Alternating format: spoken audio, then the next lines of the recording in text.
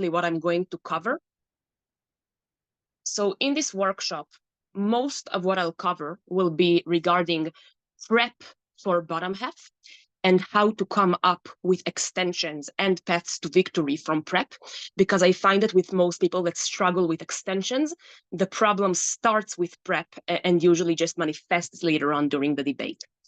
We will also discuss later what to do during the debate, both in terms of how to communicate the extension as well as how to choose the extension. In terms of prep, we will discuss three main things. One, the general structure that is recommended to be efficient in bottom half prep and come up with as many extensions as possible. Two, we'll discuss 4 common methods to generate ideas for extensions so that you have a list as long as possible to choose out of. And lastly, we'll discuss a bit of strategy and how we come up with the paths to victory in prep and how do we discuss which extensions are likelier to be winning. By the end of this workshop, I've also collected 3 different motions that you guys sent in the Q&A form that you sent towards me. And I will stay to do some practice with whoever of you wants to practice the tools we discussed today together using these motions. Okay. So firstly, how do we structure our prep for bottom half? Now, the timestamps here are mostly what I use for my own experience and convenience. You can play with it a bit, but I'll try and flag what I think is important and what I think is more adjustable towards what's convenient for you. As a general observation, this is specifically the structure I recommend for bottom half. Top half prep is entirely different. In top half prep, we'll spend much less time thinking of new cases and much more time thinking of analysis and actually preparing our speeches already. However, for bottom half, we will not spend much time thinking of analysis and proving our cases because we do not know yet what we are going to run. As I'm going to explain later on when we discuss choosing the extension during the debate, I strongly recommend that you should never choose your extension from prep. You should choose the extension during the debate to adjust it to the debate. This means that our goal in bottom half prep is maximizing the different paths to victory we have available to choose out of during the debate. But because we don't know yet what we are going to choose, there is no point in beginning to analyze any of these extensions in depth yet. So how do I recommend going through bottom half prep? Firstly, and this is something I recommend doing also on top half prep, start with 2 minutes of individual silent brainstorm. Not everyone does this, you don't have to, but my recommendation is when you think separately, you are likely to come up with more different directions than if you start talking right ahead and get yourself on a groupthink mentality where you influence each other's chain of thought. When you think separately, you are more likely to come up with more different directions.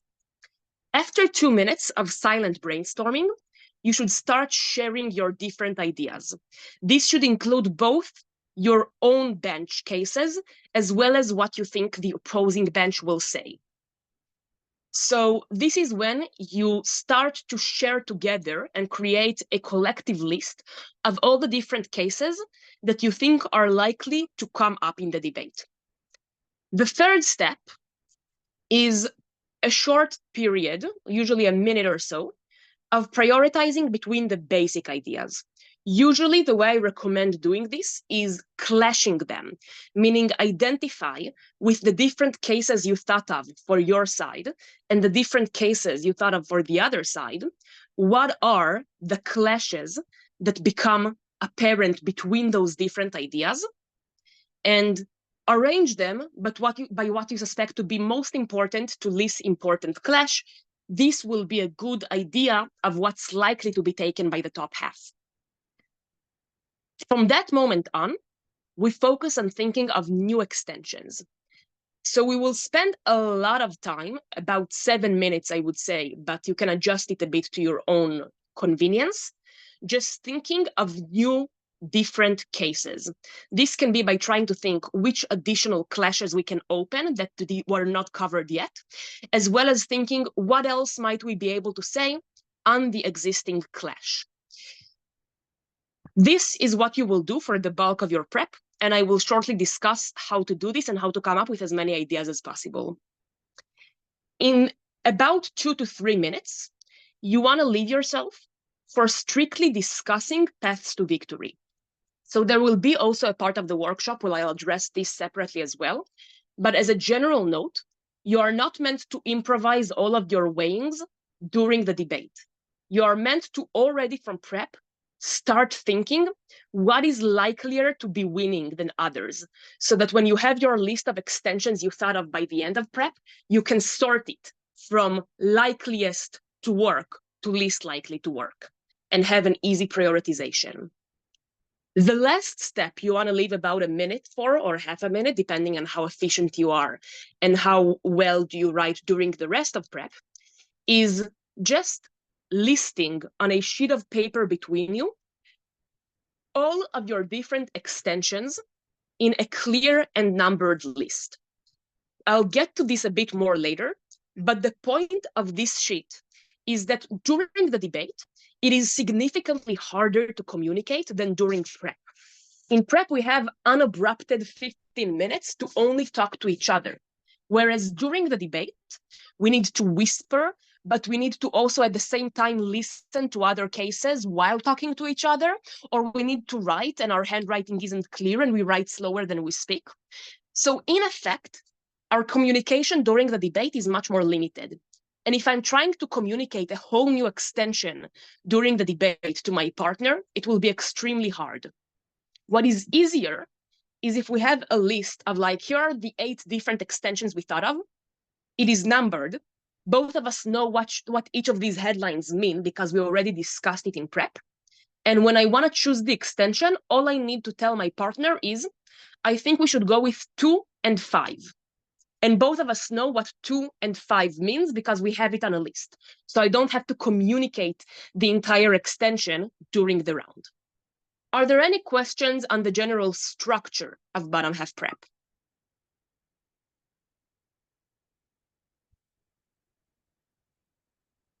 Okay, assuming none, let's continue then. So how do we come up with arguments? There are many, many different methods. I am going to cover some 4 commonly used methods that I find relatively easy to implement and relatively useful. Importantly, these are heuristics. These are not the only ways, and they should not substitute your own independent thinking and coming up with your own methods. These are building blocks that you can start using and then continue to develop them to what works better for you. I will also say these methods have different flaws and merits relative to each other. Namely, there is quite consistently a trade-off between how easy and intuitive a method is and how useful and winning it is. Meaning the methods that generate the most cases in the least time are not good vetters for quality of cases. They would generate a lot of junk, and you will need to later on do a lot of your vetting and prioritization processes on your own. Whereas the methods that are a bit more strategic and generate extensions that are more likely to be important and winning are a bit more difficult to implement and generate less cases. It is for this reason that I recommend you try and experiment with different methods, especially with the ones that you find more challenging for yourself. So when you try and practice this later on and do prep practices with your partner, a lot of time we find one method that works really nicely for us and is super easy for us. And that leads to us staying in our comfort zone and keep using the same method over and over again. This is not helping us grow and become better debaters throughout time. If we want to actually improve, we need to use our practice time to challenge our comfort zone and get more tools in our toolbox. So we want to deliberately force ourselves to use methods that are harder for us, even if there is already one method that is easy for us, because we want the advantages of all different methods. So let's go one by one. The first method is by far the easiest, albeit it is the least strategic one. This is a method that I refer to as mapping the moving parts. How does it work? Basically, we try and identify all of the different stakeholders in the motion. These are like the different actors in the motion that impact the motion or are impacted by it. We then ask ourselves, what are the subgroups of these stakeholders? Because this can help us generate more different arguments. So a lot of different groups are distributable to even smaller groups that are slightly differently impacted by the motion, like a characterization of populations. Thirdly, we ask ourselves, what do they influence in the world? And lastly, we ask ourselves, what are they influenced by? And I will notice you can continue with this self-questioning method ad infinitum. Like I'll give a very basic example without going through the full breakdown of arguments of how you can continue in a never-ending way using this method to generate more and more argument with a simple motion. In the motion, this house would pay salaries to housewives. I can start mapping who are the main stakeholders in the debate. We have the housewives themselves. They are probably a big stakeholder. We have their children. We have their husbands. We have women who go to the workforce despite this incentive system. And we have society and taxpayers at large. Each of this group can be easily distributed. Say housewives. You have housewives out of choice who genuinely want to be housewives and enjoy this and dreamt of this, and those who do it out of coercion or pressure because they come from a conservative community that forces them or because they cannot access workforce as easily, and so on. We have rich housewives that are already financially independent, and we have poor housewives that are financially dependent on their husbands absent the motion.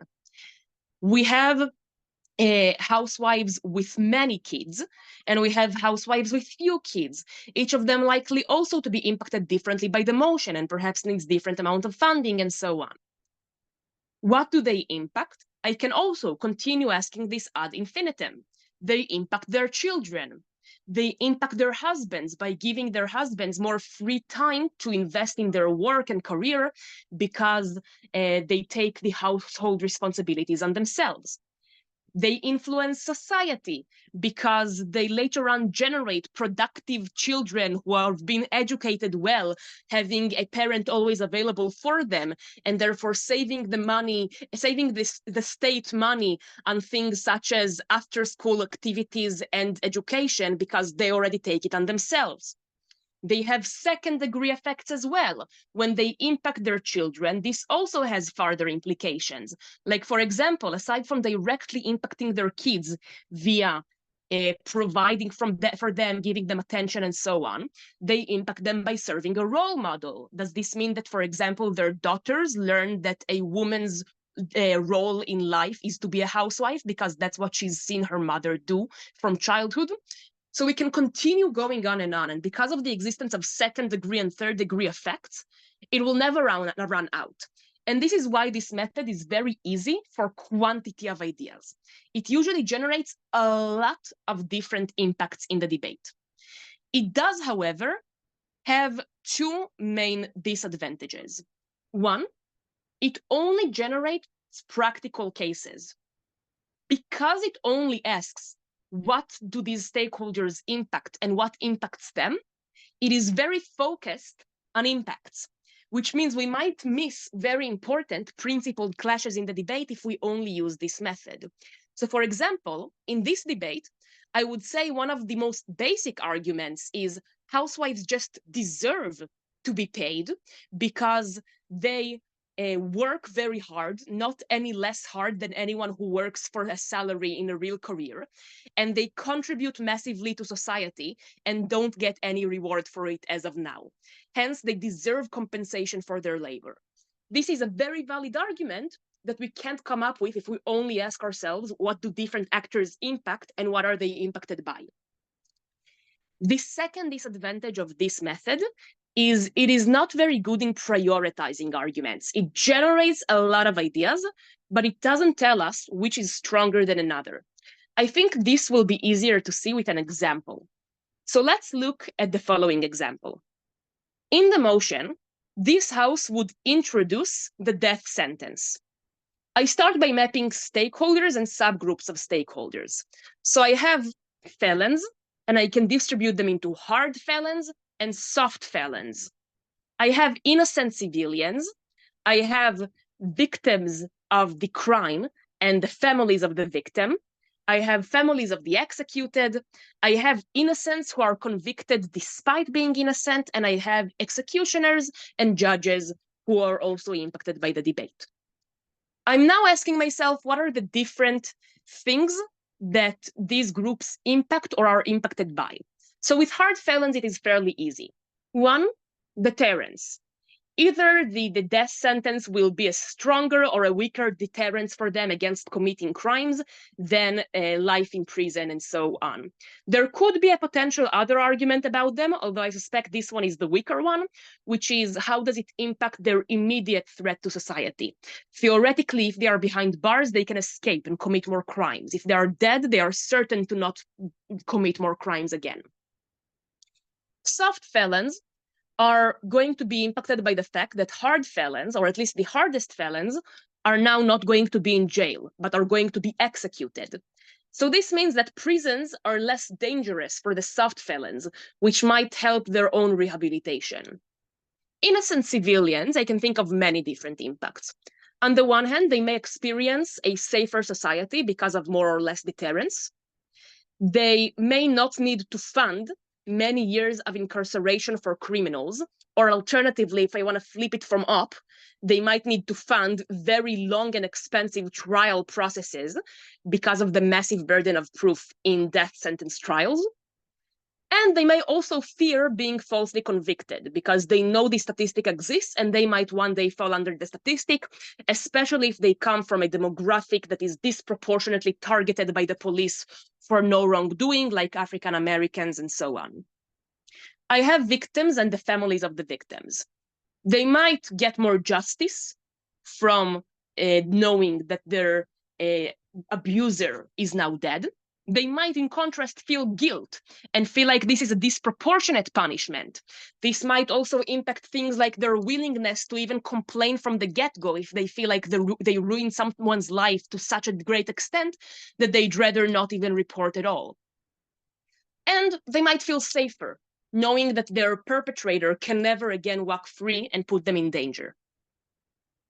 Convicted innocents, there's not so much to say about them. They die. It kind of sucks. Most of the clash is going to be on how common it will be and how easy it is to avoid. Families of the executed experience secondary harm. This is true for any punishment we put in the criminal justice system. The perpetrator's family did nothing wrong, very often at least, and are going to also need to deal with the consequences. But having someone of your family die is usually much more tragic than having them in prison when you can still visit them and stay in touch. Judges might feel guilt. They might try and overcorrect for this guilt by giving less convictions because now the burden of proof has become higher and they would require a higher threshold of proof. Executioners might experience guilt and psychological harms. They also get a job by being employed as executioners. Now, I think from a quick glance, you can already notice that these arguments are not equal. Some of them are clearly stronger than others. For example, you are not going to win this debate on giving jobs to executioners. Although it is technically an impact of the motion, it does create jobs. But it is extremely hard to weigh this minuscule amount of jobs versus potentially innocent people dying or effects on crime in society. Hence, this is a method that is good to generate many, many ideas. It is not very good to prioritize between them. You will have to do the prioritization yourself because this method does not discriminate between good ideas and bad ideas. Are there any questions on the first method for coming up with arguments?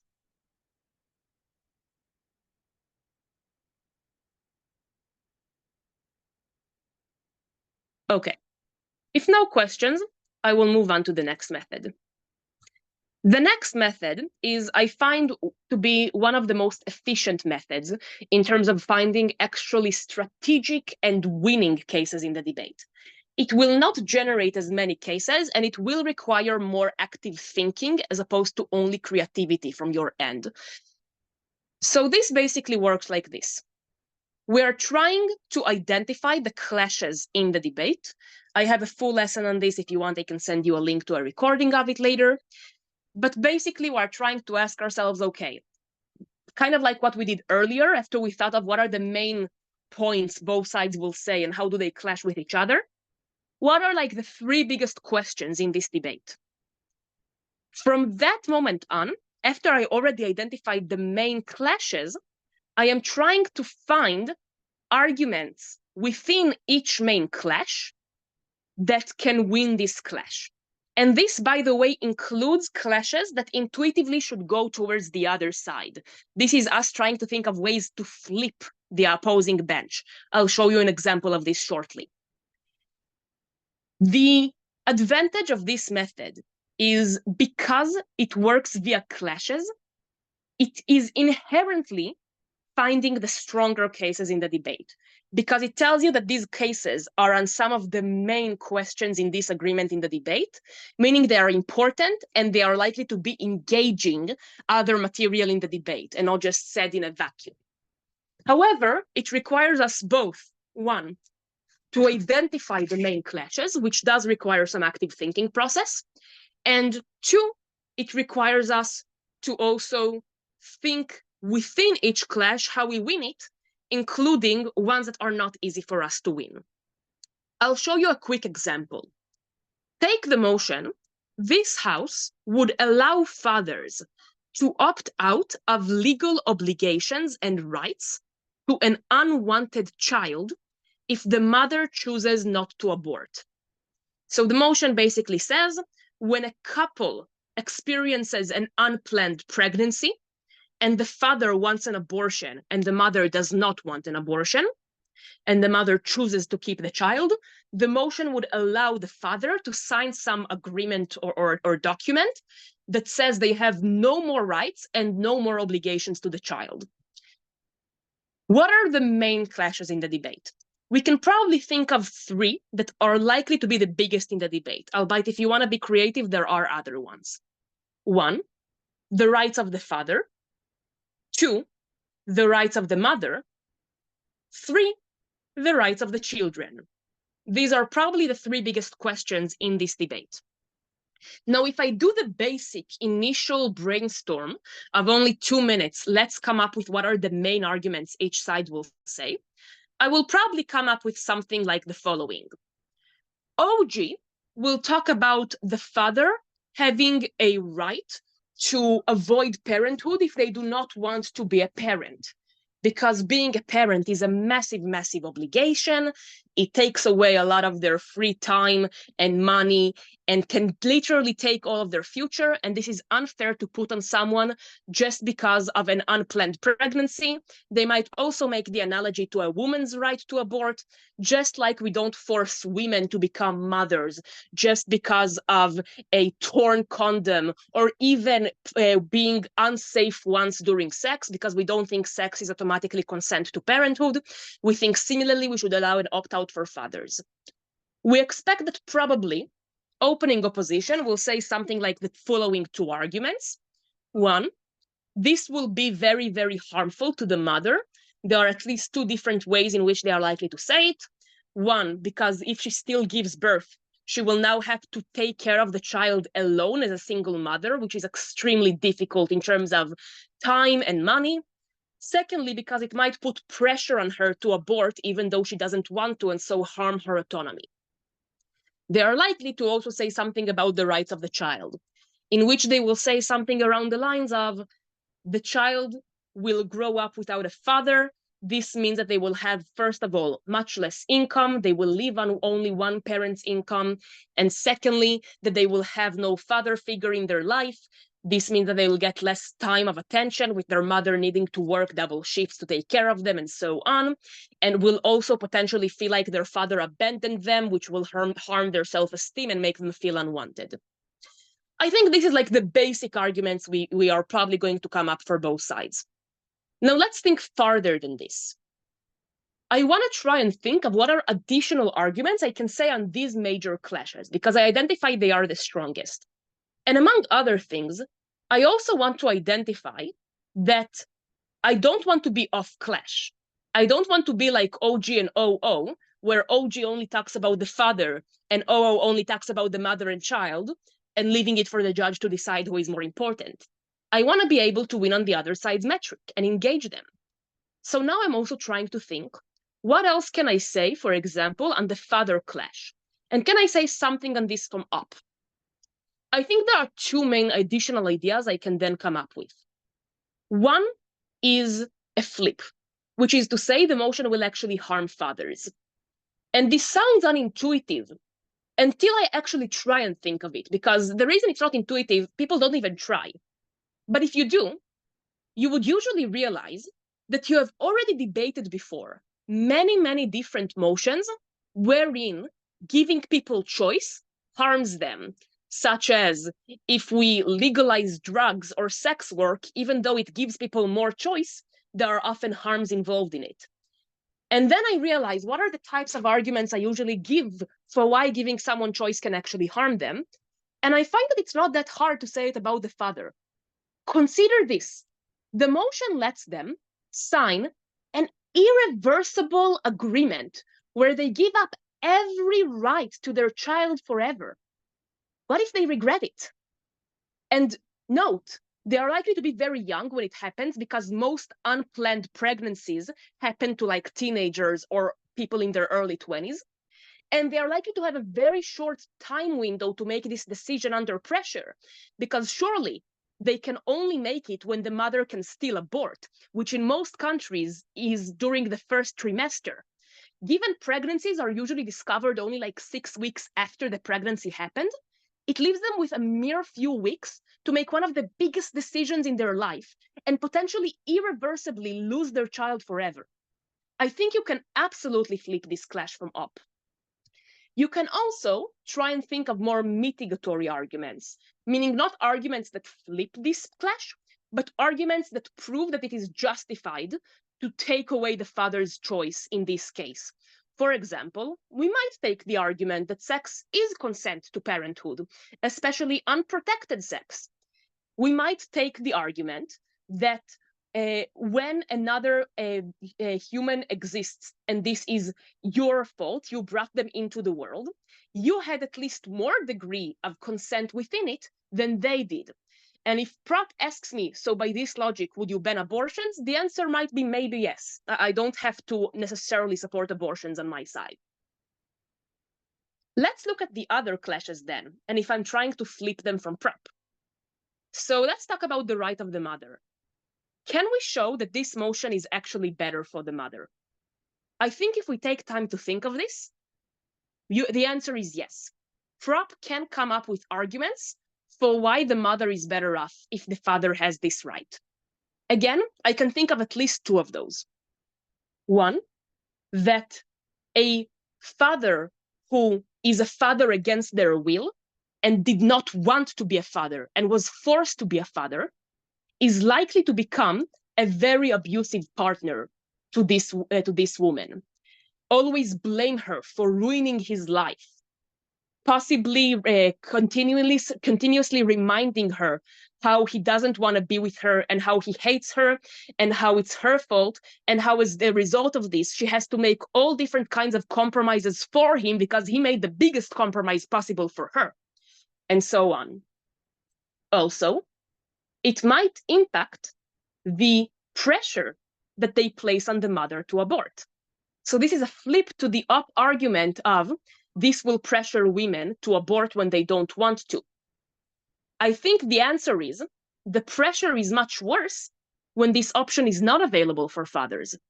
Because consider this, if a father cannot opt out of an unwanted child, and the only way for them to avoid unwanted fatherhood is for the mother to choose to abort, they have massive incentive to put any pressure lever on her to make her abort. Be it guilt tripping, be it threats, be it anything possible to try and pressure her to not keep the child. Whereas if he can easily opt out, he has no reason to do so. Similarly, if I am thinking of the clash of what's the benefit of the child, I think I can easily analyze why an unwanting father is worse than an unpresent father. Why I'd much rather that if someone doesn't want to parent their child, then I'd rather they just go out away from this child's life, as opposed to stay there as a father who hates their child, who is likely only going to try and live his dreams that he never got to live because of this child, through this child, who is going to take away all of his resentment on this child. So this is how I think, using clashes that I identify as the main clashes in the debate, to try and come up with more arguments. I can also continue using this method and make a never-ending ping pong from both sides. So for example, say that I am up and I realize Fropp will probably say something like, an unwanting father is a bad father. I might, as a result, think of another extension on this clash, which I wouldn't think of otherwise if I hadn't thought of how do I flip this. And in fact, I think is one of the extensions that is easiest to weigh in this debate. One of my favorite op extensions in this debate is most fathers who will become fathers on opposition side will love their child. When the mother is just pregnant and they just found out, they want an abortion, yes.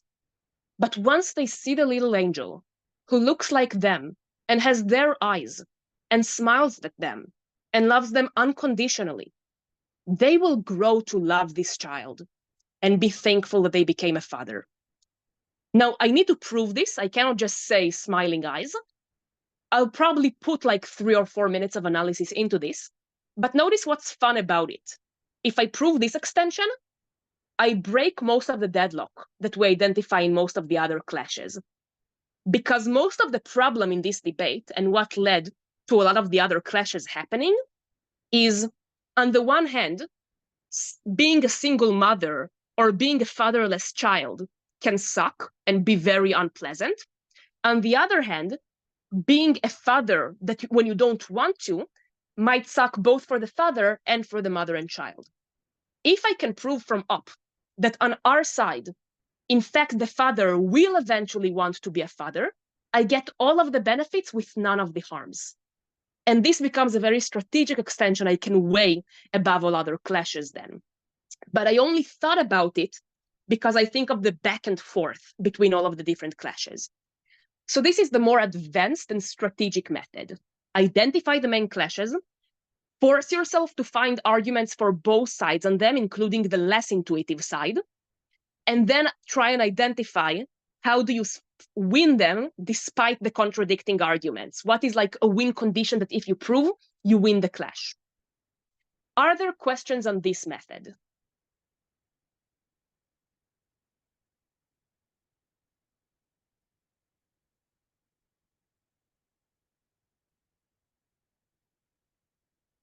Okay, seeing none, I will then move on to the third method. The third method is mapping burdens. So the way it works is, I am trying to look at the burdens of the motion, and I want to be specific here because the word burdens is used interchangeably in debate to refer to a lot of different things. I do not mean here the burdens of an argument to prove an argument. I mean here burdens that the motion places on teams. Usually I can find them if I look carefully at motion's wordings. Let's take 2 simple examples. 1, this house would oblige fathers to take paternity leave. So like a mother can choose to take a maternity leave, in some countries, the father can also choose to take a paternity leave. The motion suggests we oblige them. I want to notice 2 main words in this motion that I think place specific burdens on teams. 1, the word oblige. It is not allow. It is not even incentivize. It is oblige. Force even if they don't want to. Secondly, it's the word fathers. We do not oblige mothers to take a maternity leave. Now, these two words can actually direct me towards valuable extensions. And specifically, a lot of you guys asked in the form that I got from you about vertical extensions. I'll have some more words on verticals when we discuss paths to victory and how we discuss them in prep. But I want to say something very brief on verticals now. What most of you probably already know is that verticals should usually aim to fill in a link or a burden that is either weak or entirely missing on top half. So it is possible to win by just giving different mechanisms, but then you have to prove why your mechanisms are better than your top halves, and that's very difficult. It is much easier if you can show top half is short of proving their case fully. They are missing this link.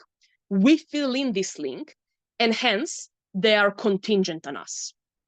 They need our extension for their case to stand. This is the best way to sell a vertical. Now, one of the things that very few people do is discuss their verticals from prep. Now, what do I mean by discussing a vertical from prep? Again, like I said in the general slide about prep structure in bottom half, I do not want you to extensively discuss analysis in prep, not in bottom half prep. That is a waste of time. You do not know yet what you're going to extend on. However, you can and should discuss burdens in prep. Usually, when there's room for a vertical, it is predictable room rather than unpredictable room. Because most often, you know what the basic cases of top half are going to be, and you know what are the burdens of these cases, and if you think about it, you can also know which burdens are likely to be the weakest. Let's look at the example now of obliging fathers to take a paternity leave. I imagine OG will run the basic argument. Today, there is discrimination against women in the workforce because women are expected to take a maternity leave and fathers don't take maternity leaves, and therefore people discriminate against women. Second argument that I expect OG will likely run, they will probably say something about how fathers taking a paternity leave is generally better for the family. It helps the father have a better connection with their child when they stay with them in the most formative days when they are born. It helps the mother by taking off some of the hard toll of the labor on her. It helps the child by having two loving parents available for all their needs, and so on. Now, the problem is, both of these cases can easily be answered with, so why not allow fathers to take a paternity leave? Heck, even incentivize fathers to take a paternity leave. Sure, as I'm happy to stand behind the counterprop. Give fathers who take a paternity leave some tax exemptions or some monetary benefit in the form of financial aid from the state. Why oblige them even when they absolutely don't want to? Surely if they really hate that, there is a strong reason. Maybe they really need to go to their job because they are the only breadwinner in the home, and it's important that they can still progress in their career. In other words, when I notice the word oblige is a burden, I then realize the motion only has delta, only has any change on fathers who otherwise don't want to take paternity leave. Because those who do will take them anyway. And when I realize this particular burden, it helps me run verticals from both CG and CO, by the way. As CG, I realize I can probably step in by explaining why, if we don't oblige fathers, even if we incentivize them in various ways, they will almost never take it. Ideally, the best way I can do it is if I can prove that they are not going to take it for reasons that are out of their control, meaning they are coerced or pressured in some way to not take it, even though they do want to take it. Because again, I already see that if I force them to do it out of their will, there's both a justification harm and a chance that they will be a very bad father in those days and won't actually share the workload. So I want to prove that they want it, but just can't if it's only allowed or even incentivized. And then I can come up with arguments such as how their employer might put a lot of pressures or even threats on them if they choose to take their maternity leave because of the expectation that they had that the father does not do it. Or how in many societies there is massive stigma against men who become stay-at-home dads even if for a short period of time, which means even if men want to do it, they feel pressured by society not to, and so on. So this, in fact, obligation now becomes an enabler. Similarly, from CO, I can try and think of extensions of what does it mean that it only affects specifically the fathers who do not want to take a paternity leave. So OO probably already said something around the lines of it could harm their career. But this sounds like a possibility rather than a probability. I can easily use this oblique characterization to say the fathers who choose not to take a paternity leave today are the likeliest to be the ones who will face the most harm to their career if they are forced to take one. Because the fathers who will not face significant harms to their career have sufficient incentives to take a paternity leave anyway, especially if we counterprop giving them further incentives. So this is an example of how I use words in the motion to identify burdens they place on teams and generate extensions, especially vertical extensions, out of these burdens. Here is another example. The motion, this house would subsidize academic education for women in developing countries. Now, I can generally think of many benefits of subsidizing education, but I want to notice some specific words in the motion that place specific burdens here and help me think in advance of a lot more arguments and a lot more burdens. One, specifically academic education. Note, in many developing countries, a lot of people don't even graduate from 12 years of school. Academic education is a high bar. It is very specific.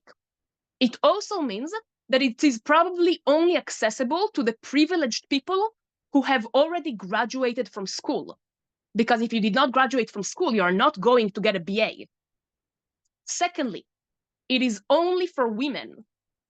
This tells me two things. One, and the easy part, a justification burden, because this is a form of discrimination. We will probably answer it through something around the lines of this is affirmative action meant to fix existing discrimination. I doubt in most debates this will become a massive challenge. The bigger thing it tells us, though, is what will women do with these subsidies?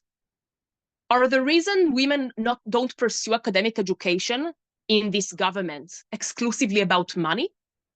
Will society let them study? If it does, what subjects will they study? Will they be of any value in the workforce? Will anyone want to employ them, even if they do have academic education, and so on? And thirdly, I noticed the words developing countries. Now, on the one hand, developing countries strengthens the point of we need to subsidize it, and specifically for women, because we know that they are lacking access to education in many developing countries. On the other hand, the fact that this is in developing countries tells us one more thing. This is expensive.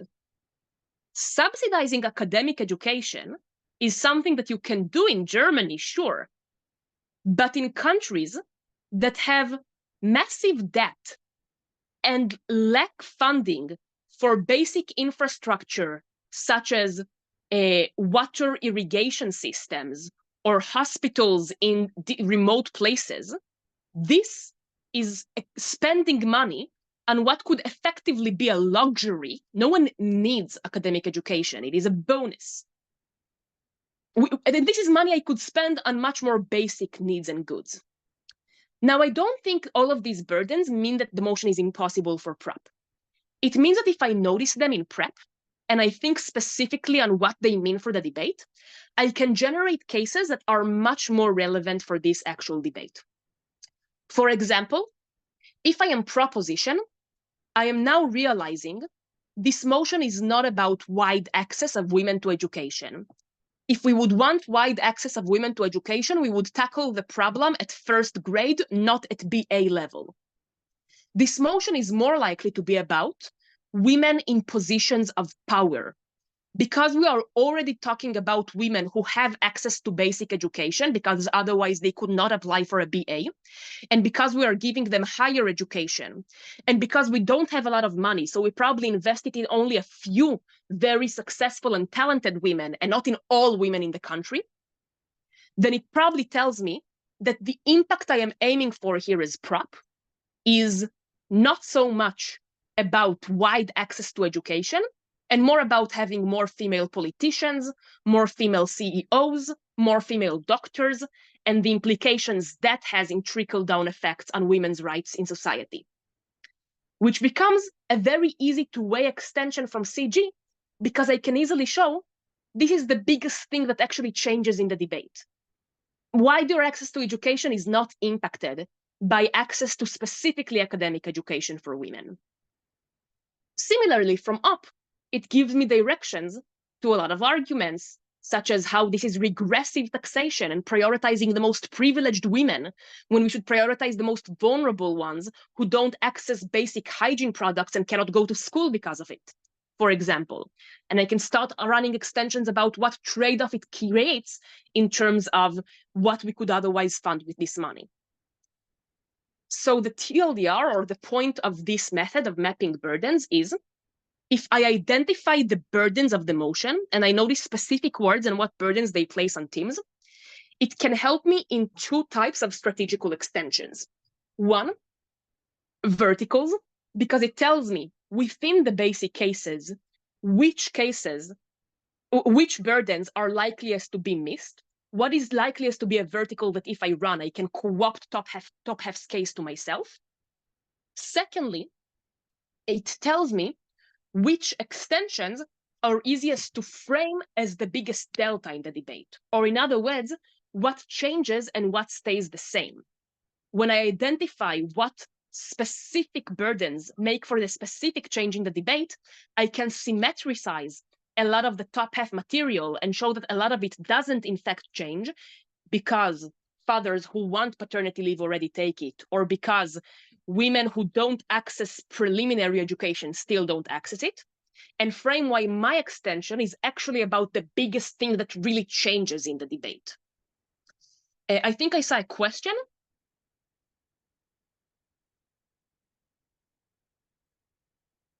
Is there any question?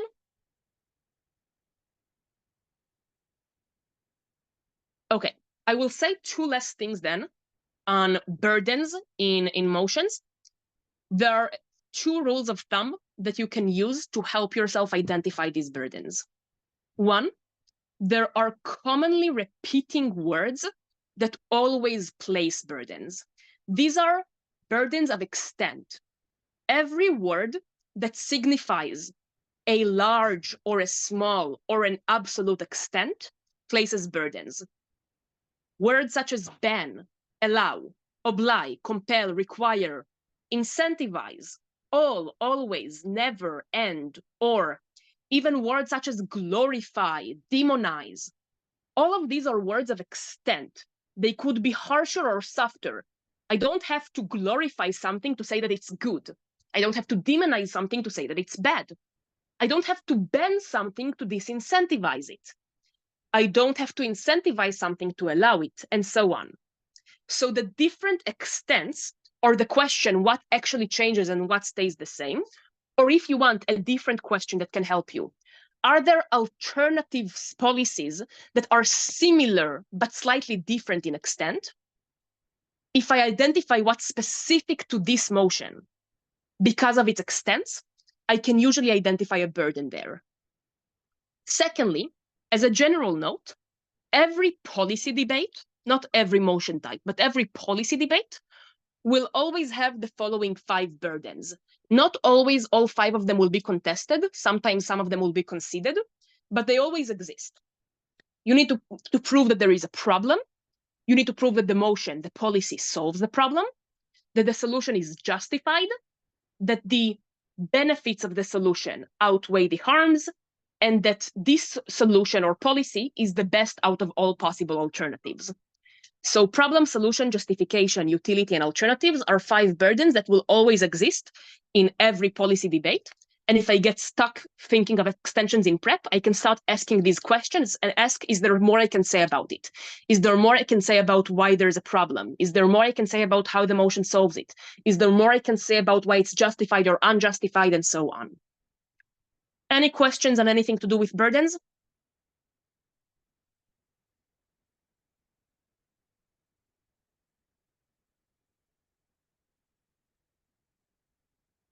Okay. The last common method I want to discuss, and then we'll move on to discussing a bit more of paths to victory, is analogizing. When you get stuck without thinking of cases or extensions in emotion, it will often be because the motion is a bit out of your comfort zone in terms of the theme. And very often, you can think of analogies to more accessible motions that are easier for you to argue about. So, a classic example, let's say that there is a motion about the EU and some policy that the EU should make, like, I don't know, this house believes that the European Union should expel Hungary's membership. I would be a bit stereotypical here and assume that likely for a lot of you, you know more about ASEAN than you do about the EU, just because of the geographical proximity and relevance that ASEAN has to you. And then I can think of analogies, like when do we think ASEAN should expel member countries and so on. And it will not be a perfect analogy, but it can help me think of cases. Now, similarly, we don't have to think of a full analogy. We don't have to necessarily find a motion that is completely analogous to our motion. Sometimes we can find analogies to specific elements of the motion, and they will still help us find arguments. For example, let's say that the motion is, this house would require a parenting license. Now, albeit this is a somewhat basic motion, I think many people struggle with the prop of this debate because no country in the real world actually does it. We never actually require parents a license to become parents. And this makes it a bit unintuitive to think, how do we prove this? It sounds like a massive bar. But I know many other things we already do that are similar to elements of it that can help me think. Here are 3 examples. 1, I know driving requires a license. Now, this analogy helps me in 2 ways. One, and the more obvious one, is I can use it to start building my justification. Just like we ban driving without a license, even though it limits your freedom of movement, which is a basic human right.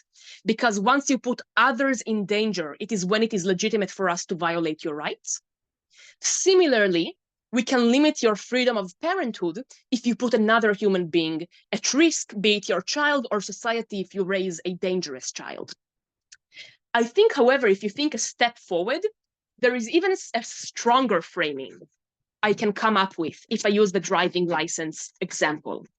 And that is what all of us know. Almost everyone, or at least almost everyone who wants a driving license, gets a driving license. It is a barrier that the main point of is not to prevent you from driving, but to force you to learn how to drive before you do it. And this is a very useful framing I can use in the parenting license motion as well. Panel, I think in all likelihood, almost all parents will end up receiving a parenting license. Almost everyone who tries eventually will. In fact, we are happy to subsidize lessons to prepare you for the exams. The main difference in the motion is not in taking anyone's right to parenthood away, but in forcing becoming parents to learn how to be good parents before they do it. And this can help me avoid a lot of the opposition challenges. Second analogy I can think of, teachers need a license. So we already accept that having responsibility over watching over and educating children is something that we don't allow anyone to do. If opposition wants to claim there is no good way to know who is good with kids and who is bad, and it's subjective, please, opposition, tell us, why is it that teachers require a license? And I can use this further to justify my argument that we all already accept that being a good educator is in fact very hard, and not everyone can do it. Thirdly, and I think potentially the most important analogy in this debate, we already take away children from bad parents. And this is part of what I meant by analogies can be towards different elements of the motion. They don't have to be complete. I don't have to only find license analogies. This analogy is not about licenses, but rather I am asking myself specifically the question that is hardest for me to answer. How do I justify taking away the right to parenthood? So I try and answer this question through an analogy. When do I already justify taking away the right to parenthood? And the answer is, we already justify taking away the right to parenthood when a parent is abusive or neglectful. So don't let opposition fool you, panel, saying that we cannot know who is a good or a bad parent, because we already do, unless they want to claim that we should never take away children to the welfare authorities, and if so, they're crazy. The real question is, should we do so preemptively or retroactively? And I would posit, panel, if we take the child before the abuse has happened, rather than after, it is better for both the child and the parent. And this can also help me generate arguments that are vertical extensions, by the way, in this case. For example, if I realize that all of OG's analysis is likely to be just generally about why we should protect children from bad parents and why we can tell who is a bad or a good parent, I realize the part they might be weak on is why we must do it preemptively. And OP can say, let's take them after the fact if we see a parent is bad. And then I can make a vertical extension also on why we have to do it preemptively, or why we can know sufficiently in advance, and so on. Any questions on use of analogies to generate arguments and extensions in debates?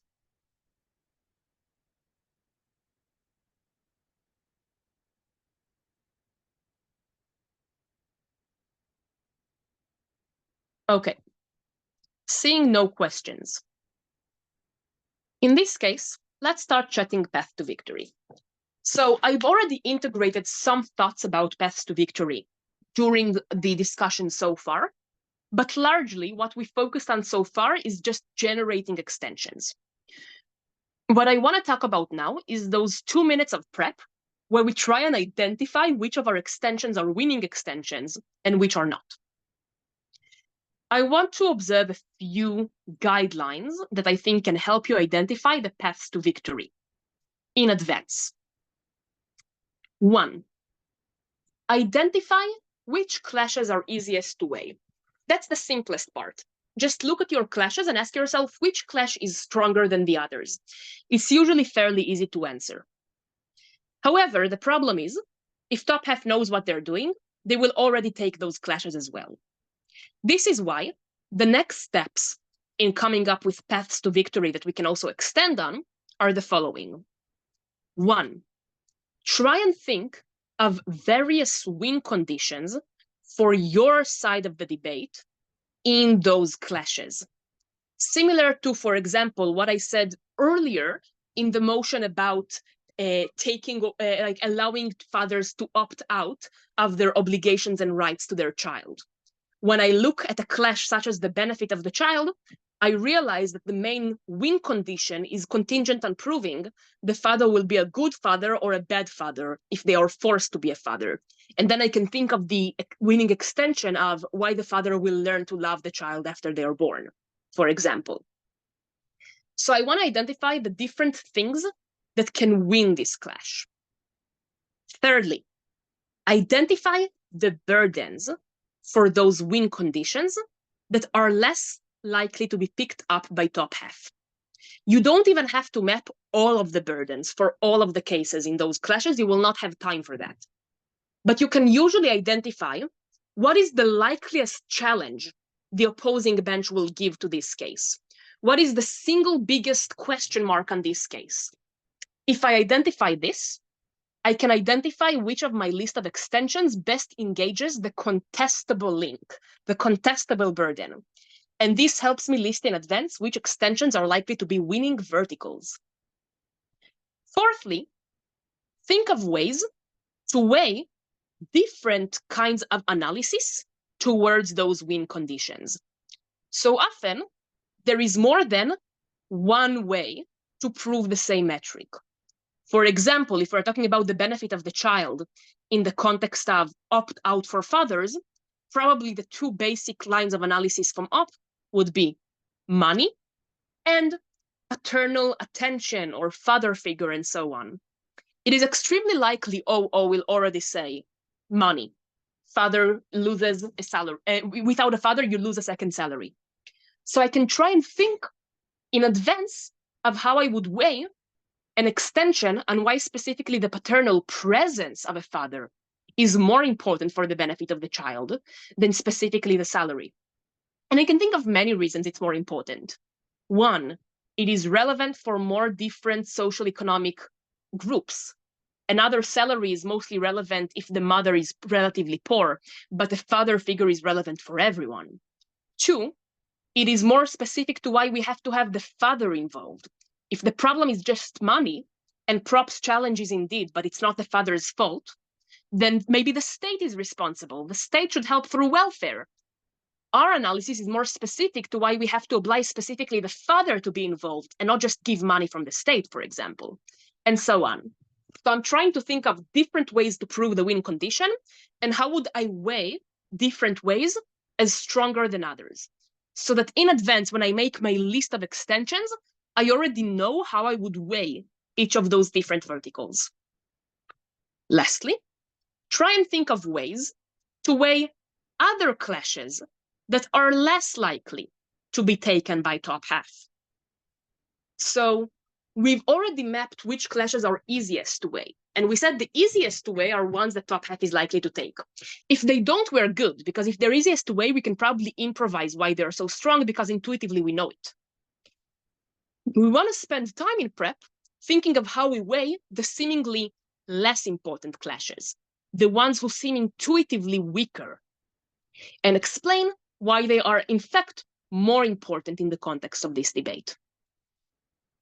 Lastly, we want to try and think of frames of what changes and what stays the same under the debate to find analysis that is easy to demonstrate as the most relevant in the debate. I've already given you a few examples of this before. I'll give another one that I think is a fairly easy one.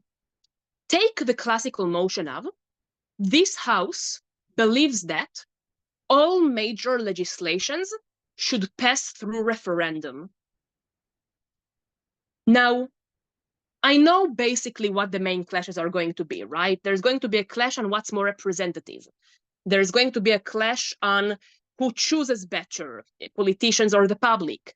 There's going to be a clash on the specific wordings of the proposal, and can you effectively know what you're voting on when it's a simple yes or no vote, and so on. All of that I know. It doesn't take much to figure out, though, that not a lot of it changes under the debate.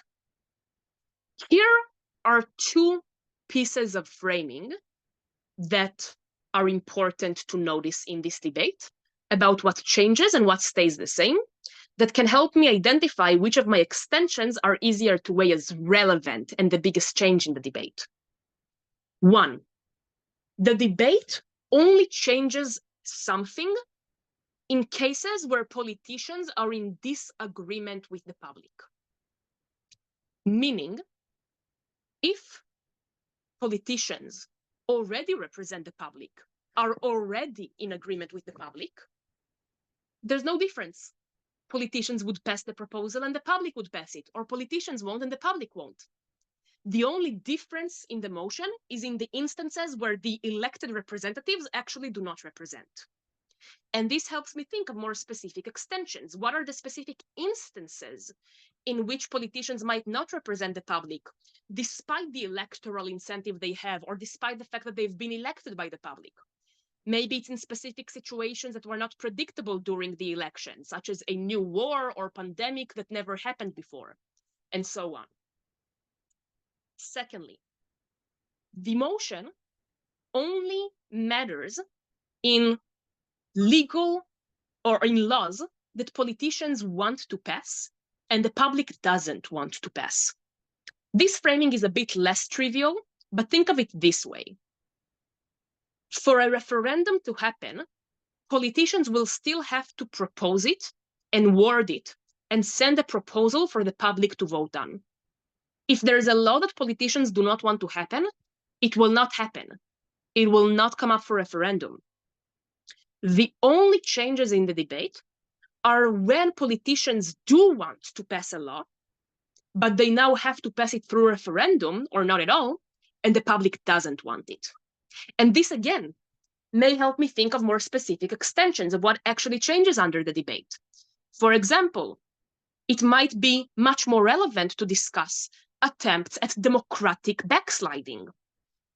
Policies that politicians want to pass, such as a judicial overhaul and so on, that the public can now block to protect democracy.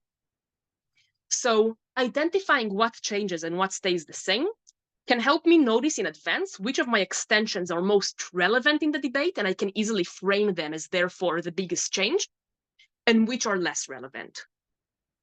All of these different methods will help me come up with I already have my list of extensions, but they will help me prioritize which of my extensions are likelier to be winning and which of my extensions are less likely to be winning. Let's look at an example. In the motion, this House believes that the IMF, the International Monetary Fund, should require control over a country's monetary policy as condition for bailout. I can think of the following cases to be the likely cases to come up in the debate. One, there's going to be a basic clash on who manages better a country's monetary policy, the IMF or the country itself, wherein Prop will probably say something like, the IMF has more expertise, the IMF has more independence from political incentives, and so on. Op will say something around the lines of, locals usually know their own economy and their own needs best. They are less influenced by Western organizations like the US, and they might try and frame a lot of these countries have central banks, so it's already immune to political incentives. Second clash I can predict is expected to come up in this debate is compliance. Will this condition make countries less likely to opt into the IMF? I am now thinking of various different basic cases both sides are likely to say. Prop will probably say, one, the basic negative case of, here's why countries are still likely to take it, because they really need the IMF, because monetary policy is anyway not one of the major things leaders care about controlling, because it's not fiscal policy, it's not about the budgets, and because the only alternative is BRI, which most countries have seen ends in a debt trap and is bad for them. Op will probably say, for a lot of countries, especially authoritarian countries, which frequently need the IMF, the bailouts, they don't want to give up control because, one, they like this control. Two, because they want to save face. They don't want to seem weak in front of their populace, and so on. And I can think of more back and forth, right? Like as I discussed earlier, I can think of more extensions in this clash. possibly prop can add that because you want to save face and seem like a good leader, you will not refuse a bailout when your country is already failing. And I think a potential additional extension, which people for some reason don't run frequently enough, there's a trade-off. Like, if the country refuses to take the IMF bailout, fine, let's give it to another country. There is a wait list of countries needing bailouts and limited funds for the IMF. I'd much rather give this loan to a country where I can manage the use of this money well, as opposed to one where I cannot. So I can think of more extensions here, but basically there's a clash about compliance. Will countries collaborate with this demand, or will they refuse the loan? Then we might have additional smaller clashes. So I will probably have something about investors' trust. Prop will say something around the lines of, investors trust the IMF more than they trust local governments and central banks. The IMF is international, full of credibility, has a lot of connections. And this means once they know that the IMF runs the monetary policy, they are likely to trust the economy more and invest more in it. Up will say that when people know that countries don't have monetary independence, they are likely to fear shocks much more because there's much slower response to such shocks and so on. And lastly, there might be a small clash about sovereignty. Like, is it justified to take this away from countries? I find this a relatively weak clash in this debate, but regardless, you can bring it up. Like, a country has a right to manage its own finances, and this extends to monetary policy. Okay, so let's see how I do mapping of paths to victory within this. Which clashes are easiest to weigh? I think trivially the first and second. The question of good management and the question of compliance are very easy to weigh as more impactful and more important than indirect effects on investors' trust, or than small delta on sovereignty, when in many of these countries they are not even democratic, when monetary policy is not so much about sovereignty anyway. We usually let technocrats in the central bank decide it, not politicians, and so on. So I know which are the biggest clashes. Now I'm trying to think of the win conditions for my side in those big clashes. Firstly, on which manages the economy better. Now, if I look at the motion's wording, I think I can identify a burden here that helped me identify the real win condition. And this burden stems from the word control. Here's what can happen on both sides of the debate. The IMF can and does advise countries on both their monetary and fiscal policy. Countries, even if the IMF can control, can and probably will advise the IMF on how they want it to be. The actual delta in the debate is not in capacity, but in incentives. And this is important. Everything top half says about capacity, such as the IMF knows better because of their experience, international advisors, so on, or OO says locals know better because their own economy, yada, yada, symmetric. They can advise each other anyway. They share this information. What changes is who has the final shot, who listens to this advice or not. And this is based on incentives. Does the IMF has better or worse incentives than local leaders / central banks? And this will be something that makes it easy for me to weigh this as a win condition within this clash, and leads me to think of how would they prove good or bad incentives depending on my side of the debate. In terms of compliance and will countries comply or not, here's the biggest thing I want to notice here. The words monetary policy. What do I know about the IMF? The IMF already requires a lot of concessions from countries as conditions for bailouts. They require transparency, they require some degree of austerity, and so on. So they already require leaders to give up a lot of control for those bailouts. And that does not change under the debate. So the leaders who are so uptight that they would not accept any degree of giving away power won't comply anyway. There are no delta under this debate. The actual question is the tipping point. Will specifically monetary policy be the deal breaker? And if I can prove what is specific to monetary policy, what is unique to monetary policy as opposed to all of the other concessions leaders already make, I also now have another easy-to-weigh extension within the main clashes. I can also try and think of how I would potentially weigh other clashes in this debate.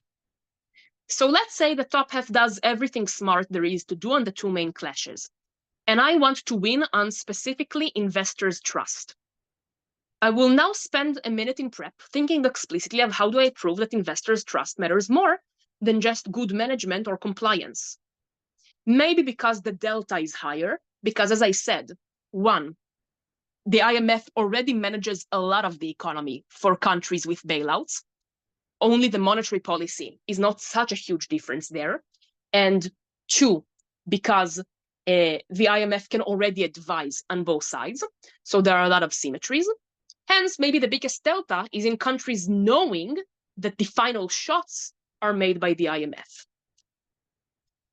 I can also think of potentially what has more money in it. The IMF is a short-term loan, and you'll have to pay that loan back eventually. This is not creating an independent economy that sustainably throughout time does not need bailouts. Whereas external investments mean that, one, you get more money directly out of GDP growth that you don't have to pay anyone back because it's not a loan. And two, it is more sustainable. It's not a short-term band-aid. It is a long-term economic independence because your market becomes sufficiently strong that you don't need bailouts. I will try and think of more, but this is the point. I'm trying to think of how do I weigh the intuitively smaller clashes. I think those are like the main things I've had to say about this example. Do you have any questions about mapping the paths to victory during the prep?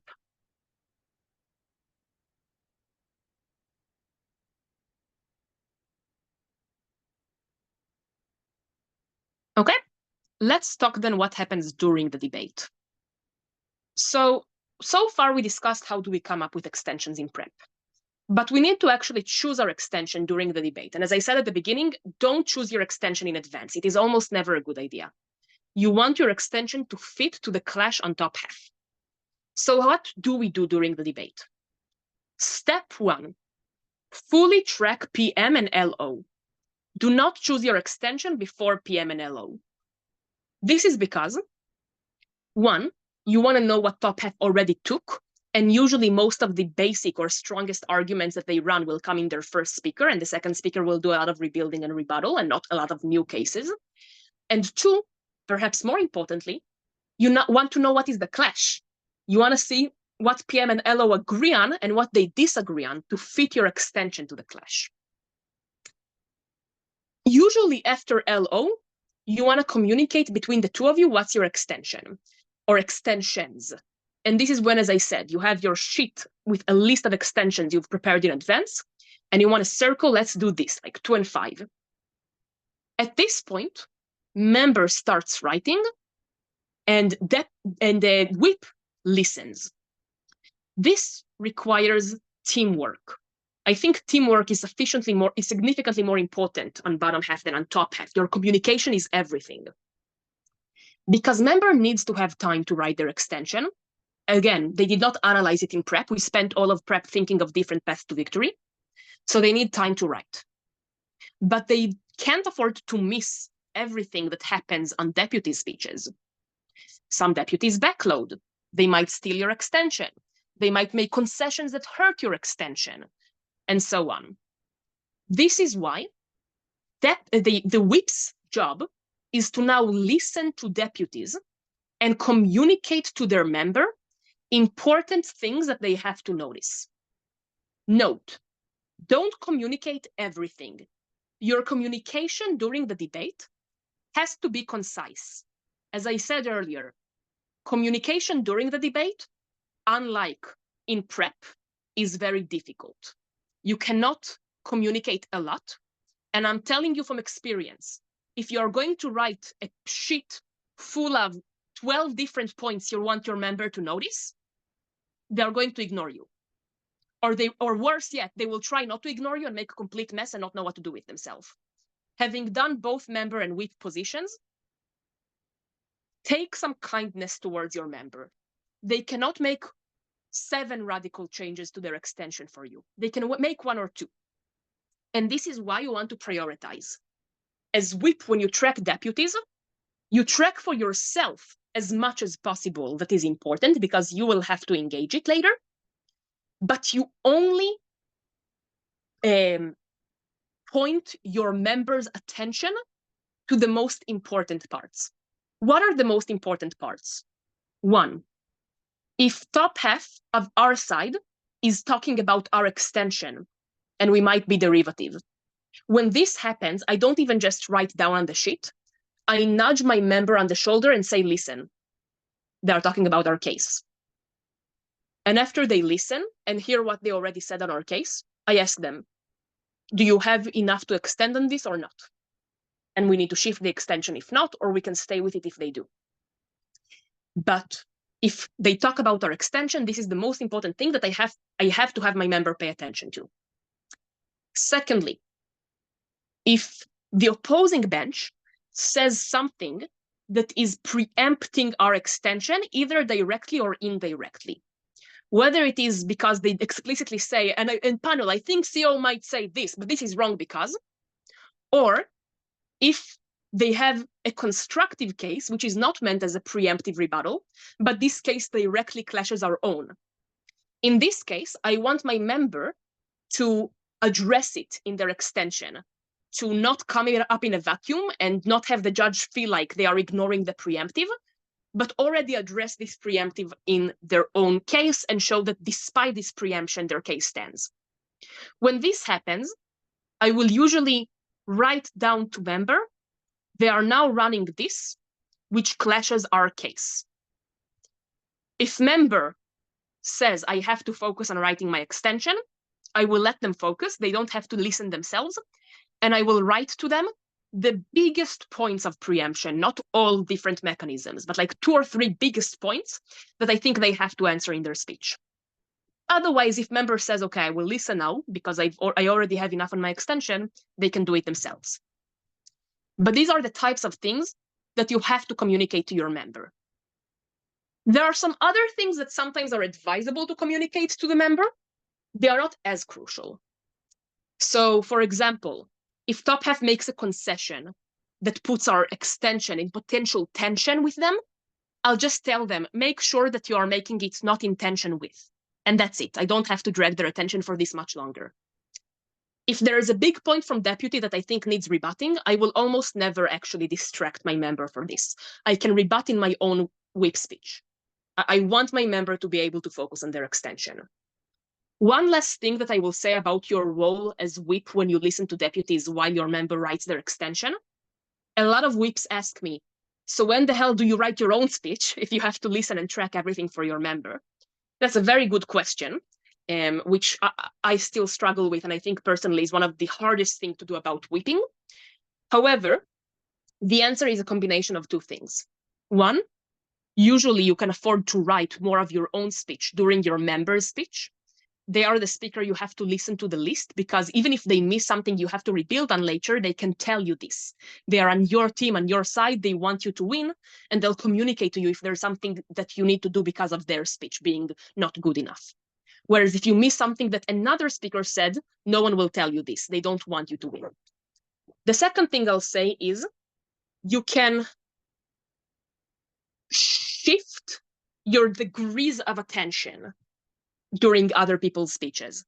So this is complicated because it inherently requires some degree of multitasking. But the point is that the extent of multitasking can vary depending on what speakers do at the time. So if I listen to deputies, I know that they are going to do a lot of rebuttal towards each other. Usually, I don't have to listen to it that much. I don't have to listen to anything they say about their own case either, like rebuilding their own first speaker. I only want to notice, one, if they start running new cases they didn't run yet, especially if they start touching my own extension, but even if not, because I need to weigh against their cases. Two, if they run weighings, because I will need to counterweigh. Three, if they make preemptions. And four, if they make important concessions. These are the four things where I want to be full attention on what they say. Anything else, rebuttal towards the other side, rebuilding towards their own side, which is like half of their speech usually, I don't listen fully. I listen like 20% and I write my speech 80%. The last thing I will say in terms of discussion and communication during the debate, and then I'll chat a bit about choosing the extension because I haven't said a word about it yet, is you want to have some minimal communication of the analysis as well. Now, this is tricky. On the one hand, your whip has to know the general structure of your analysis. You cannot fully surprise them.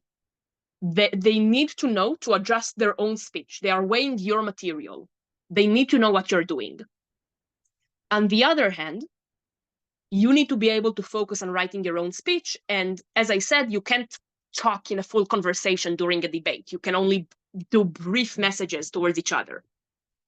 Hence, my recommendation to balance it out. You want to, at the very least, communicate the burdens of the extension. You don't have to communicate all of the different mechanisms you will do.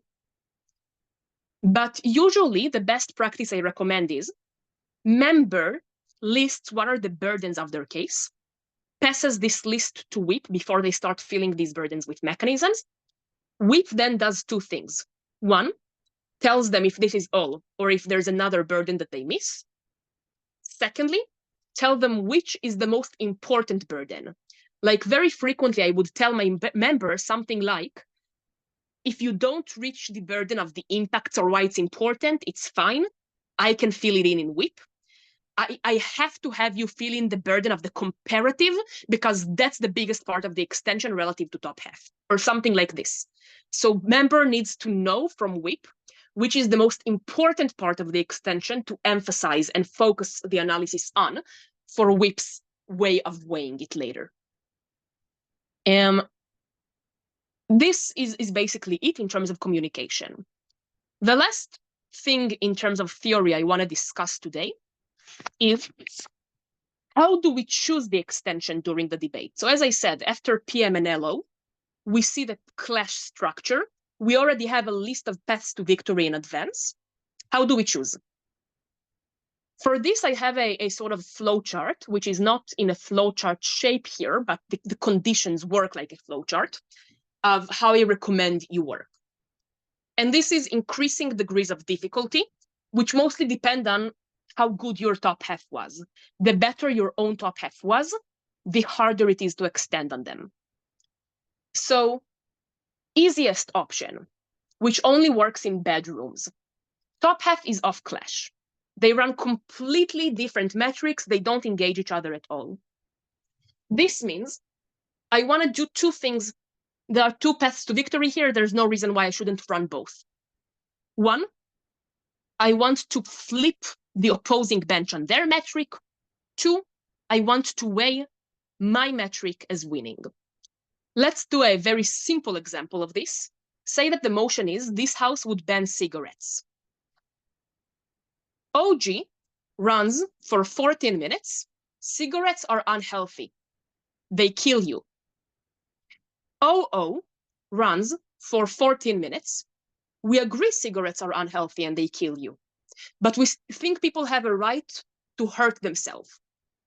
And they run 14 minutes of why people should have a choice to smoke cigarettes.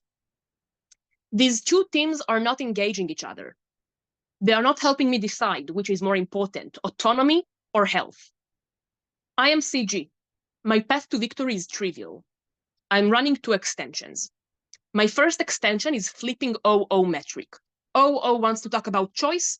I will prove People don't choose freely to smoke cigarettes. They are pressured to it and then locked into a cycle of addiction that they can't get out of, even though they really want to. And they would genuinely want someone to stop them if someone could. And therefore, we actually maximize their choice, not take it away, when we prevent them from doing what they would not want to do had they had the choice of stopping.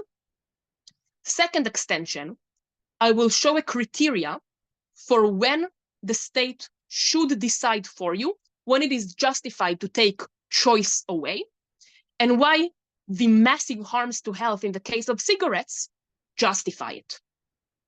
Now, I want to make a small note. The second extension here is a weighing extension. It explains why health matters more than choice. 90% of the debates, weighing extensions are bad. The reason is weighing extensions risk being derivative. It was OG that proved why cigarettes are unhealthy. I'm just weighing their case.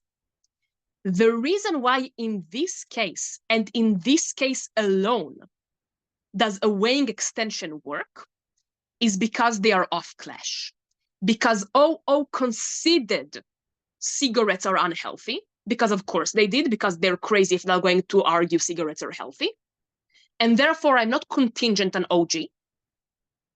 I am weighing the bullet OP agreed to bite in this debate. I don't need OG's analysis to rely on what OO already conceded.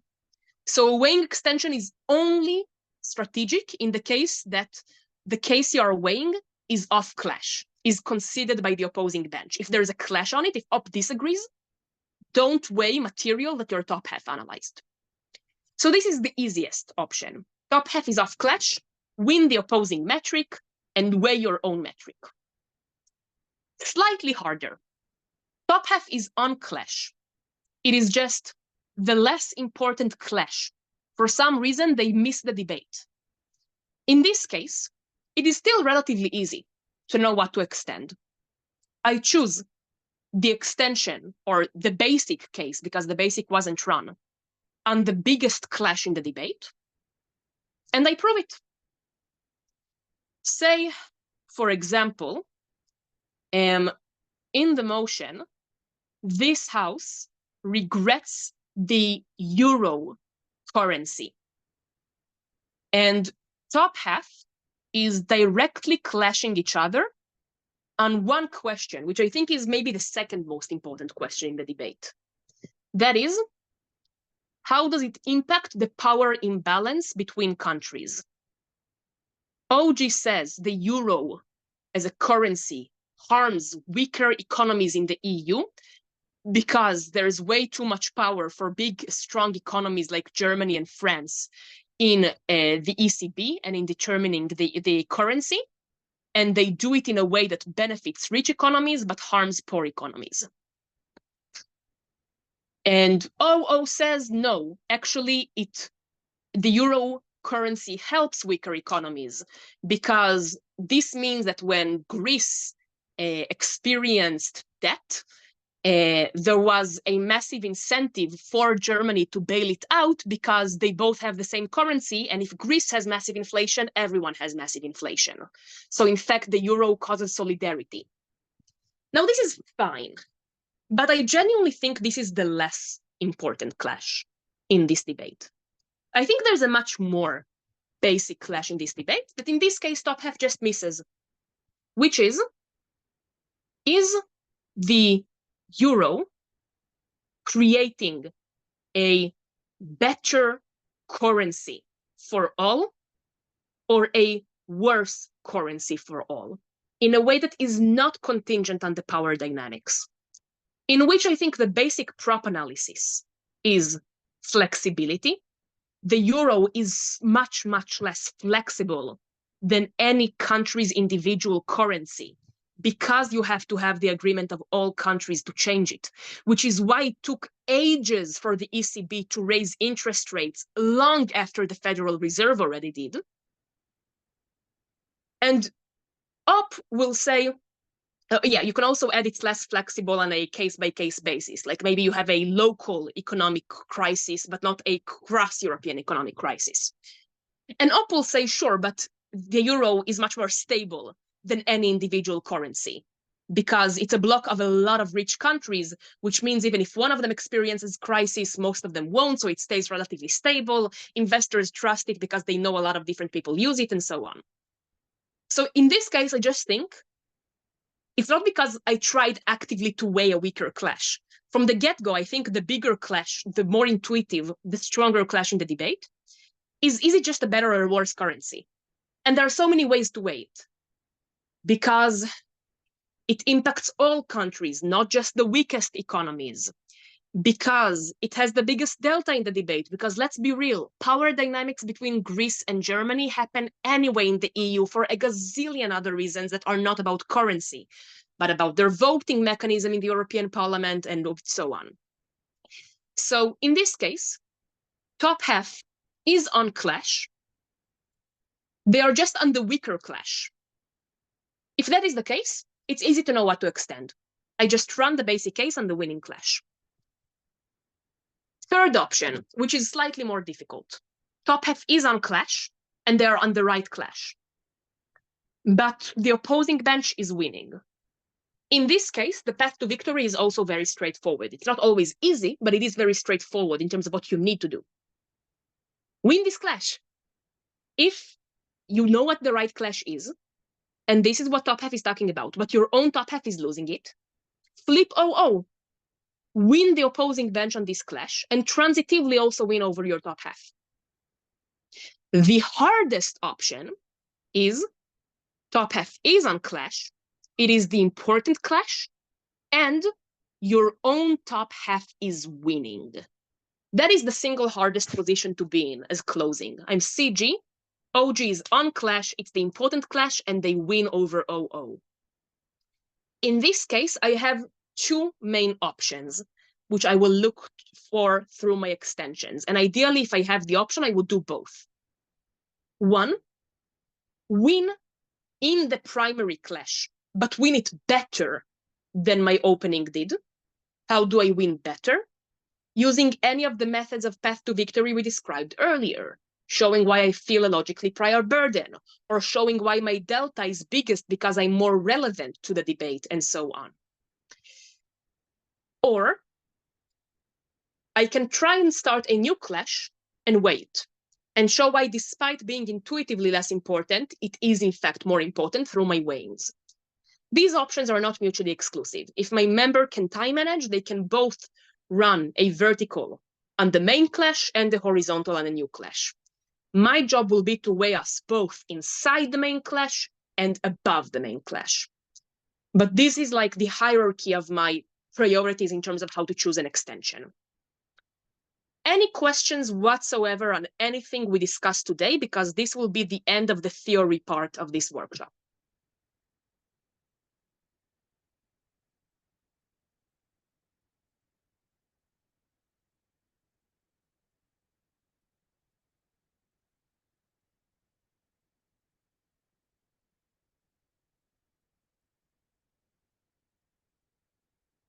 Okay, I am seeing no questions, in which case, hold on, there's something in the chat.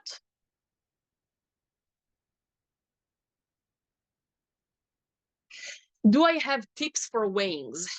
So this could be a whole workshop in and of itself. I don't want to go too deeply into it.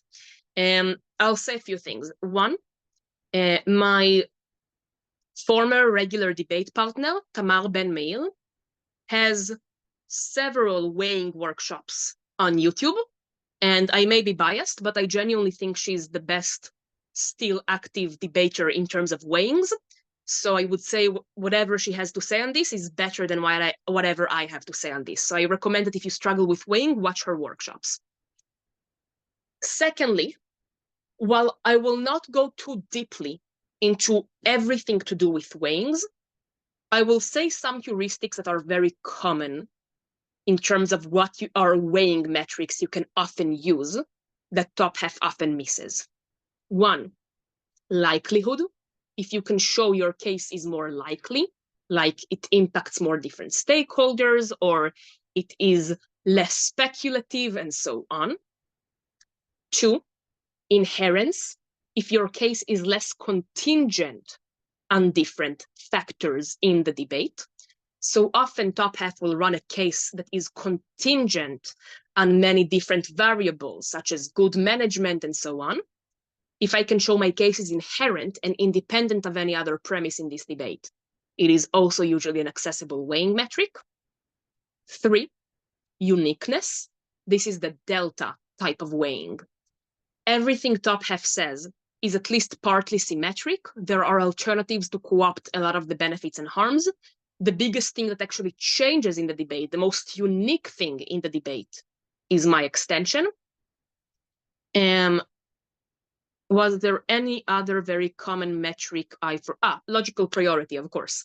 If I can show that my own case is logically prior to top half, either because I fill in a link that they are missing or because my impact co-opts their impact eventually, then this is also a very easy weighing metric.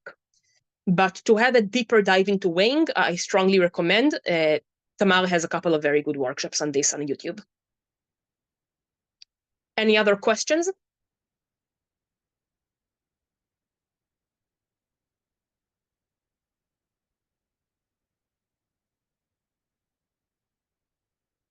Okay. If there are no more questions, I will move on to a bit of practice. You don't have to stay here for this if you don't want to. I'm not going to teach anything new in this part. This is not a theoretical part. This is me just taking some motions that people wanted to discuss based on what you sent me in the form to chat extensions and paths to victory on these motions with you. So this is a purely elective part.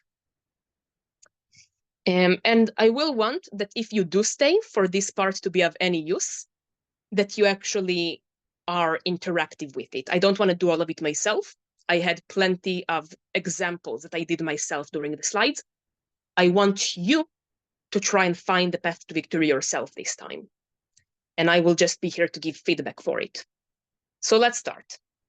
The first motion has an info slide. A social credit system is developed by the government and establishes a record system where individuals are tracked and evaluated for good and bad behavior, ultimately being awarded an overall score. On the basis of their score, individuals can be both punished and rewarded.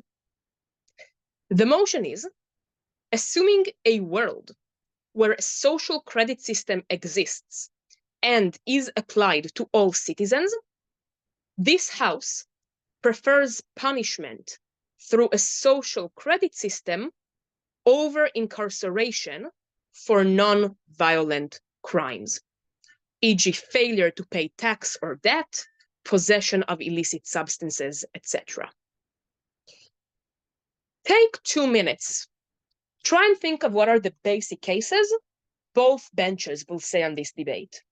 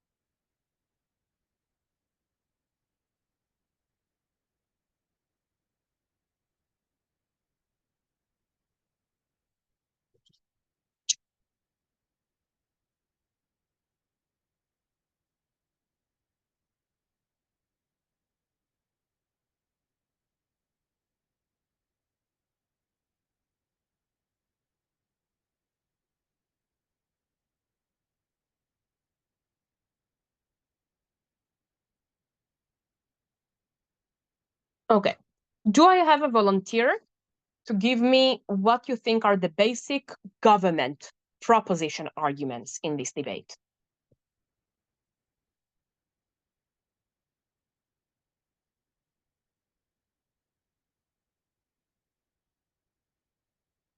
Anyone?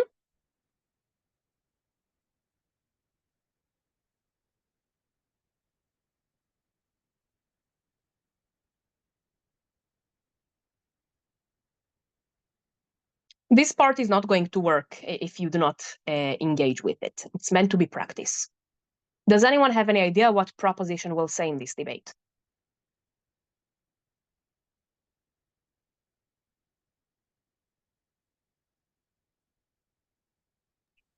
Can I? Yeah, go ahead. Basically two things. The first is the you cannot be constrained by the physical like you cannot go to prison, so you can stay like um uh it's much more optimal for you to avoiding the being incarcerated. Or secondly, it's like you can get a chance to recover your credit in the status quo, if you have possessioning illicit substances like marijuana in Japan, you just significantly uh, hindered by future employment or something. But in the world, we have the social credit system. If you're doing the good thing after your crimes, you can have the recovery, and it can be uh, much more efficient to keep public peace, or I think.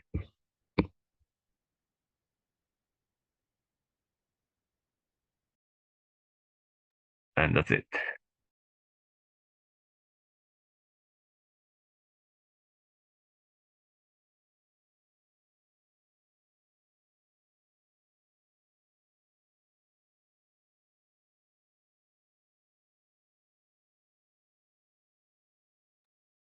I cannot say that.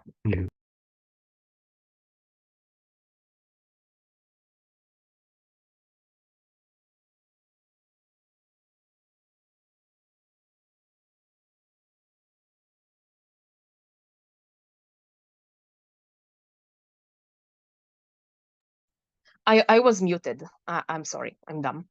So we had here the following cases for prop. We had one, it is more humane. It is preferable to punish people in this way because this is a more humane option that hurts their rights less than incarceration. Secondly, it might be more reversible than a prison sentence. And thirdly, it is more efficient in catching and preventing felonies. Anything else you think OG might run? Okay, what do you think OP will run? For me, it's like two things. The first is deterrence. Second is hack by rich.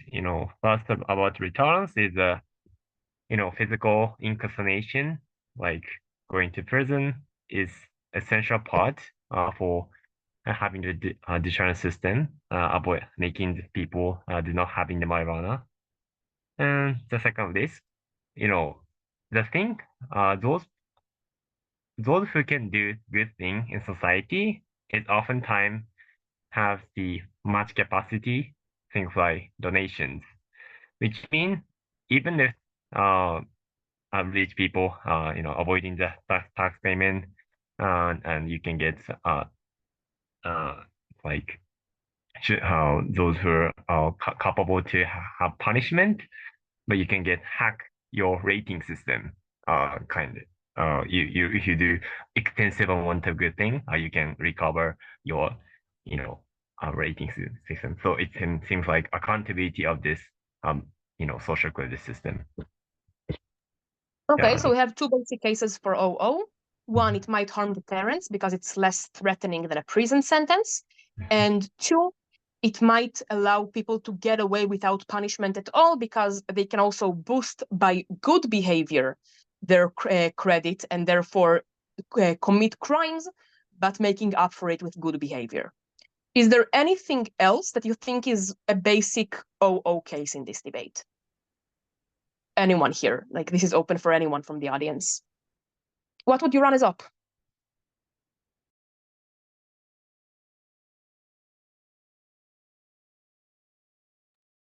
Yeah, I might have some missing cases, but I cannot conduct.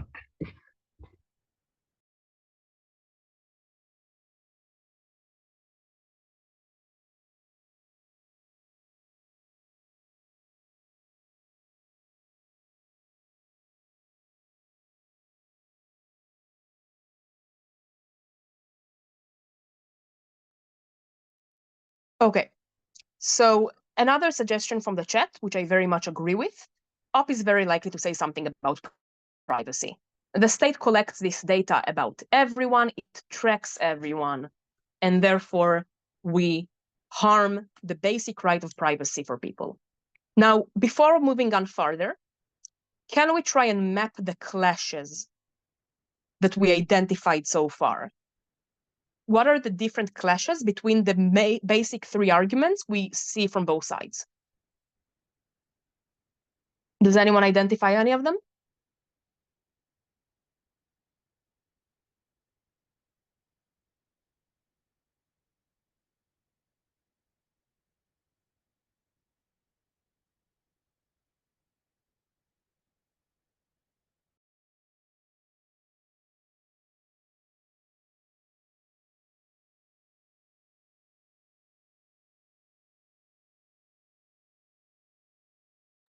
So look at what we have.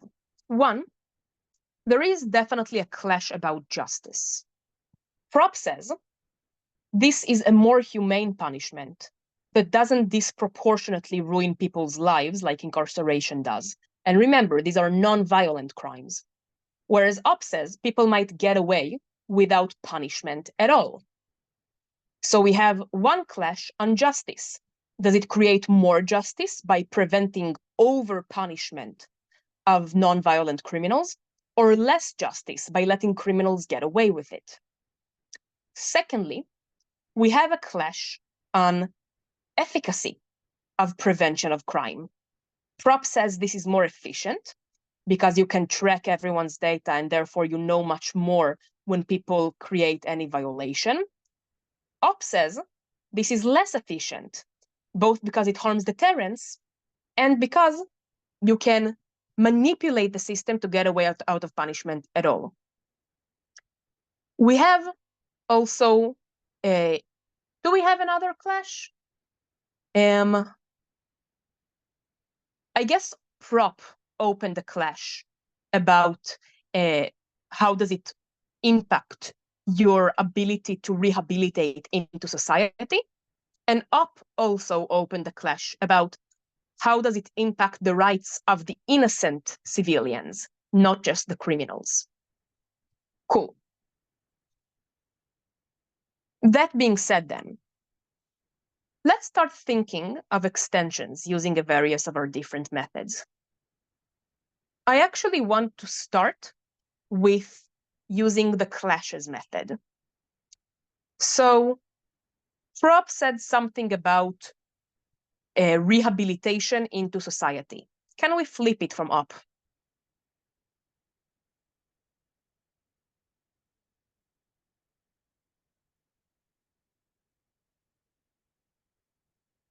Is there a way in which this could harm your rehabilitation into society?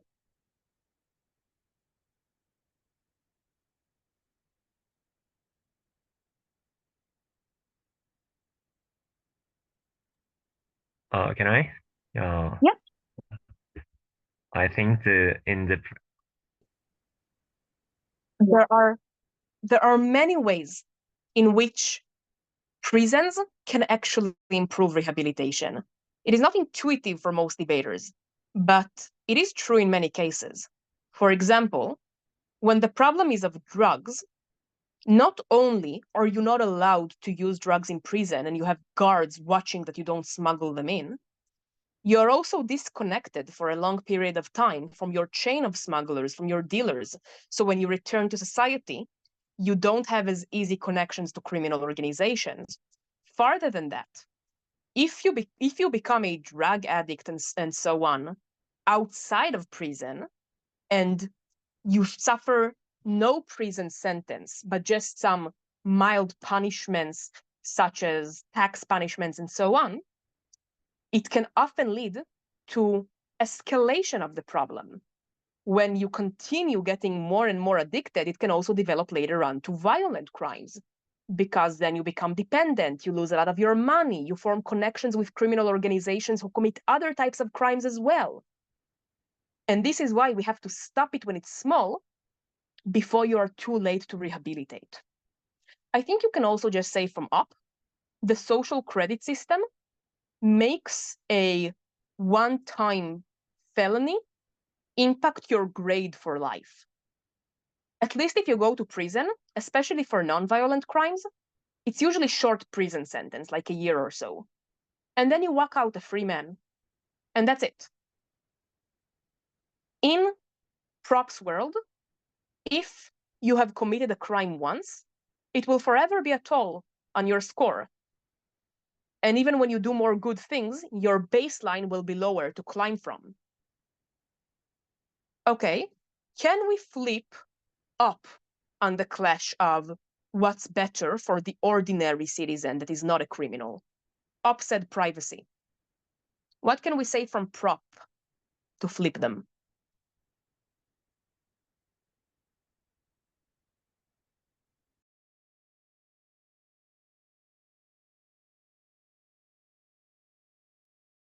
I guess it's about transparency, because the thing is, when you have an under normal justice system, only if the police or the law enforcement can catch people who break the law and then put them into prison, whatever. But the thing is, in reality, a lot of crimes actually they are undetected, and the criminals are still living in the society. And then but with a social credit system, it means that the state has a large power to monitor everyone's behavior. In some sense, citizens can understand each other. Oh, maybe there's some kind of people actually are dangerous to the society, and I can just like try to avoid this person. Okay, so there's more transparency. I think this extension is easier to link, by the way, to the first clash on the justice, in terms of it's easier to make sure that one, criminals don't get away, but two, people who are innocent don't get incarcerated because we have more data. But is there something we can say about how social credit system benefits everyone, not just victims of crimes? Can it make society better for everyone somehow?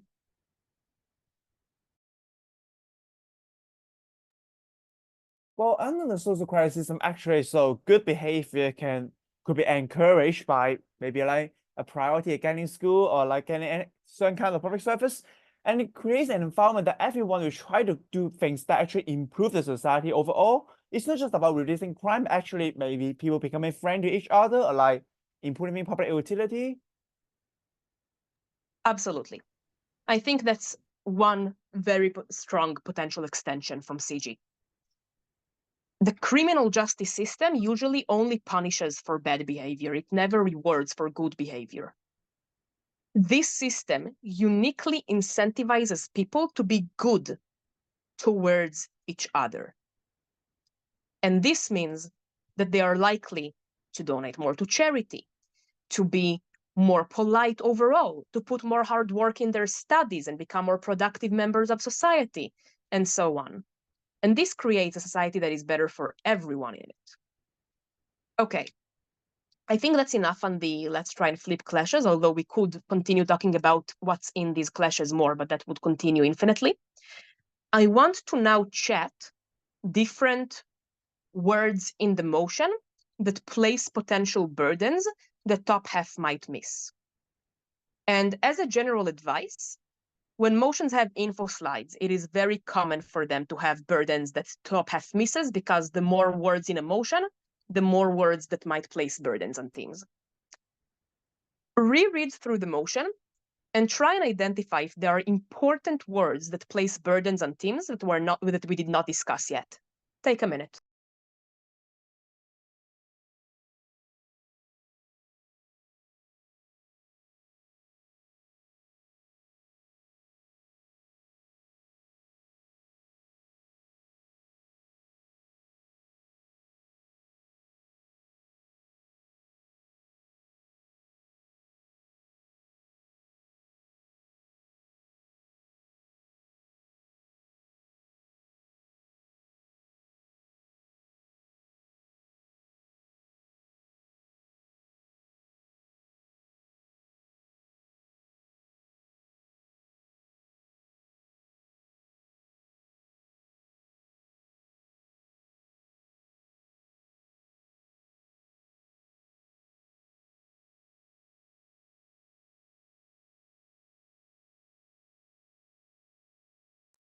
Did you notice any important words that we missed so far? Because I think there are a lot of them.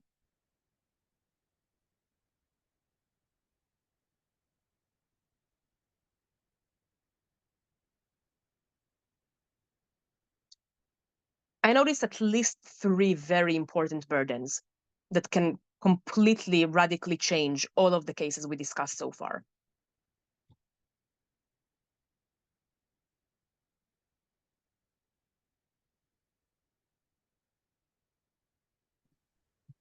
I'm not really sure, but one thing I noticed is that since it says, assuming a world where social credit system exists and is applied to all citizens, this probably means that it exists both on government. 100%. How does it impact our cases?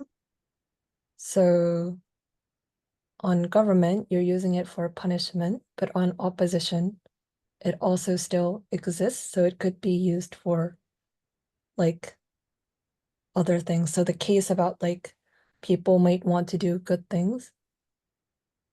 So the case about people doing good becomes symmetric. What else becomes symmetric? There's an op case that becomes entirely symmetric.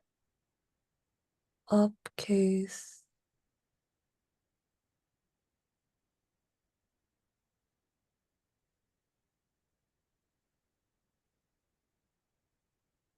Privacy. Oh yeah, that's true. There's no delta on privacy. Yeah. Fellas, this is crucial. And this is one of the reasons it's so important to notice specific words in the motion and how they change burden structure. This radically changes the debate. And this tells us that we can easily turn a lot of top half material to become off-clash or symmetric here, and easily hedge over them if we notice this small thing. Which leads to ask further just the question, what changes and what stays the same under both sides of the debate? Under both sides, social credit systems exist. Under both sides, violent crimes go to prison. Under both sides, the government is the one that designs social credit systems and how it rewards and punishes different behaviors. And on both sides, people get an overall score that does impact their reward or punishments. The only difference is specifically in assigning punishment, specifically to non-violent crimes. What can this tell us further?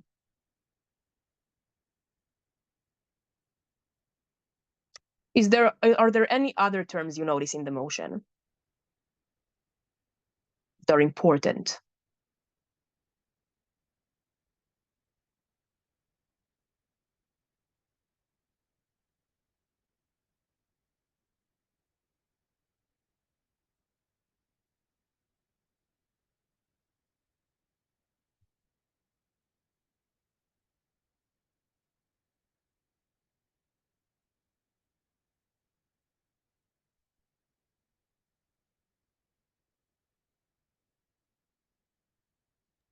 I think regarding the incarceration for non-violent crimes, because since if op say both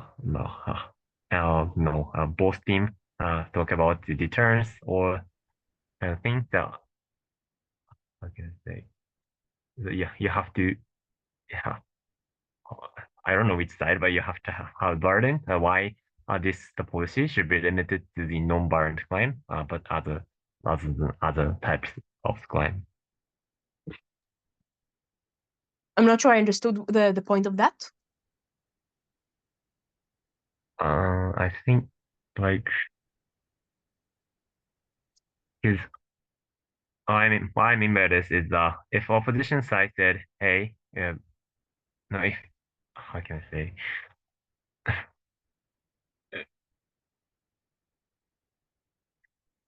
Maybe it's irrelevant, so just dismiss it.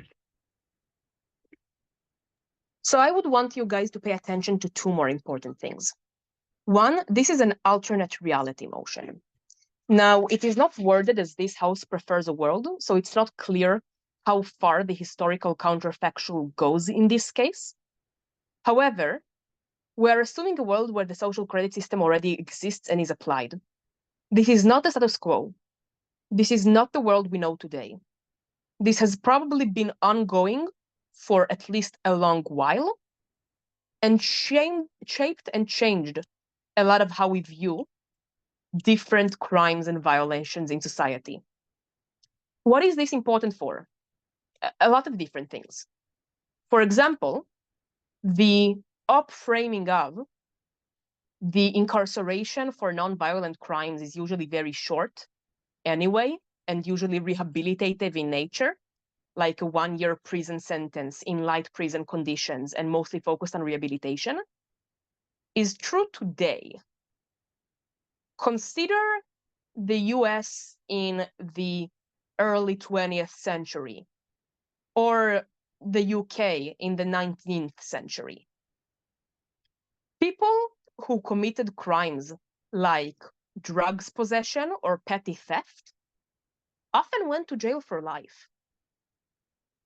There are very, very big impacts we can draw here about how historically such a system and its use in the context of the criminal court would have changed our treatment of crime and criminals at large, and would potentially lead to much less, say, Black ghettos in the US that grew up without a father because their fathers were incarcerated for petty crimes for a very long time from the get-go, in times where the government was less good.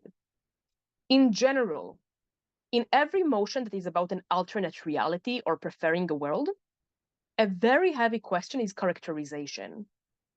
How does this world even looks like?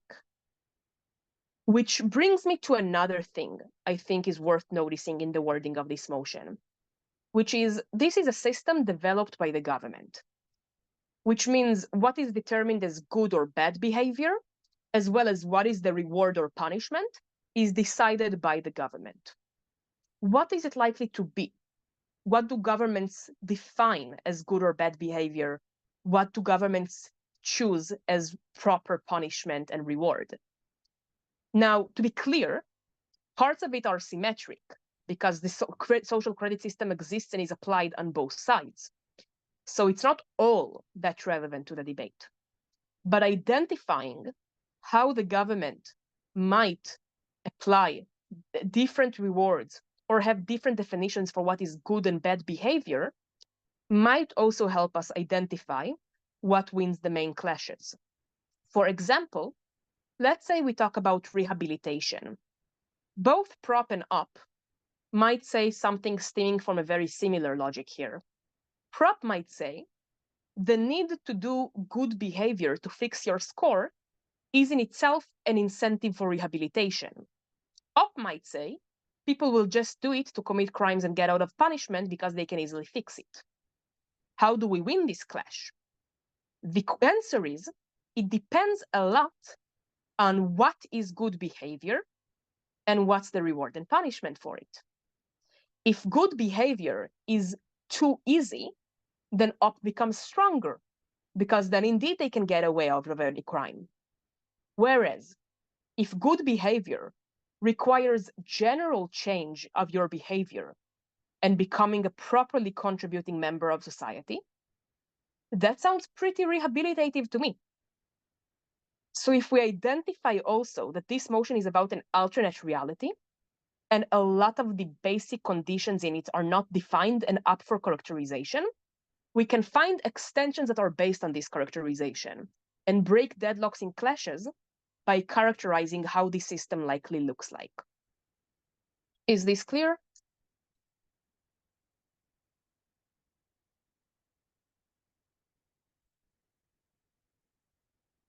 Okay. Here's what I suggest, because I think it is getting fairly late for you guys. This workshop lasted longer than I thought, and it's past 11. Take a screenshot of this screen and try in your free time to prep the remaining two motions and come up with extensions and paths to victory on them. What I will do is I will send later Yuya a recording where I do a breakdown of these motions into their paths to victory, and you can watch it later to compare it with your own work. Does that sound good?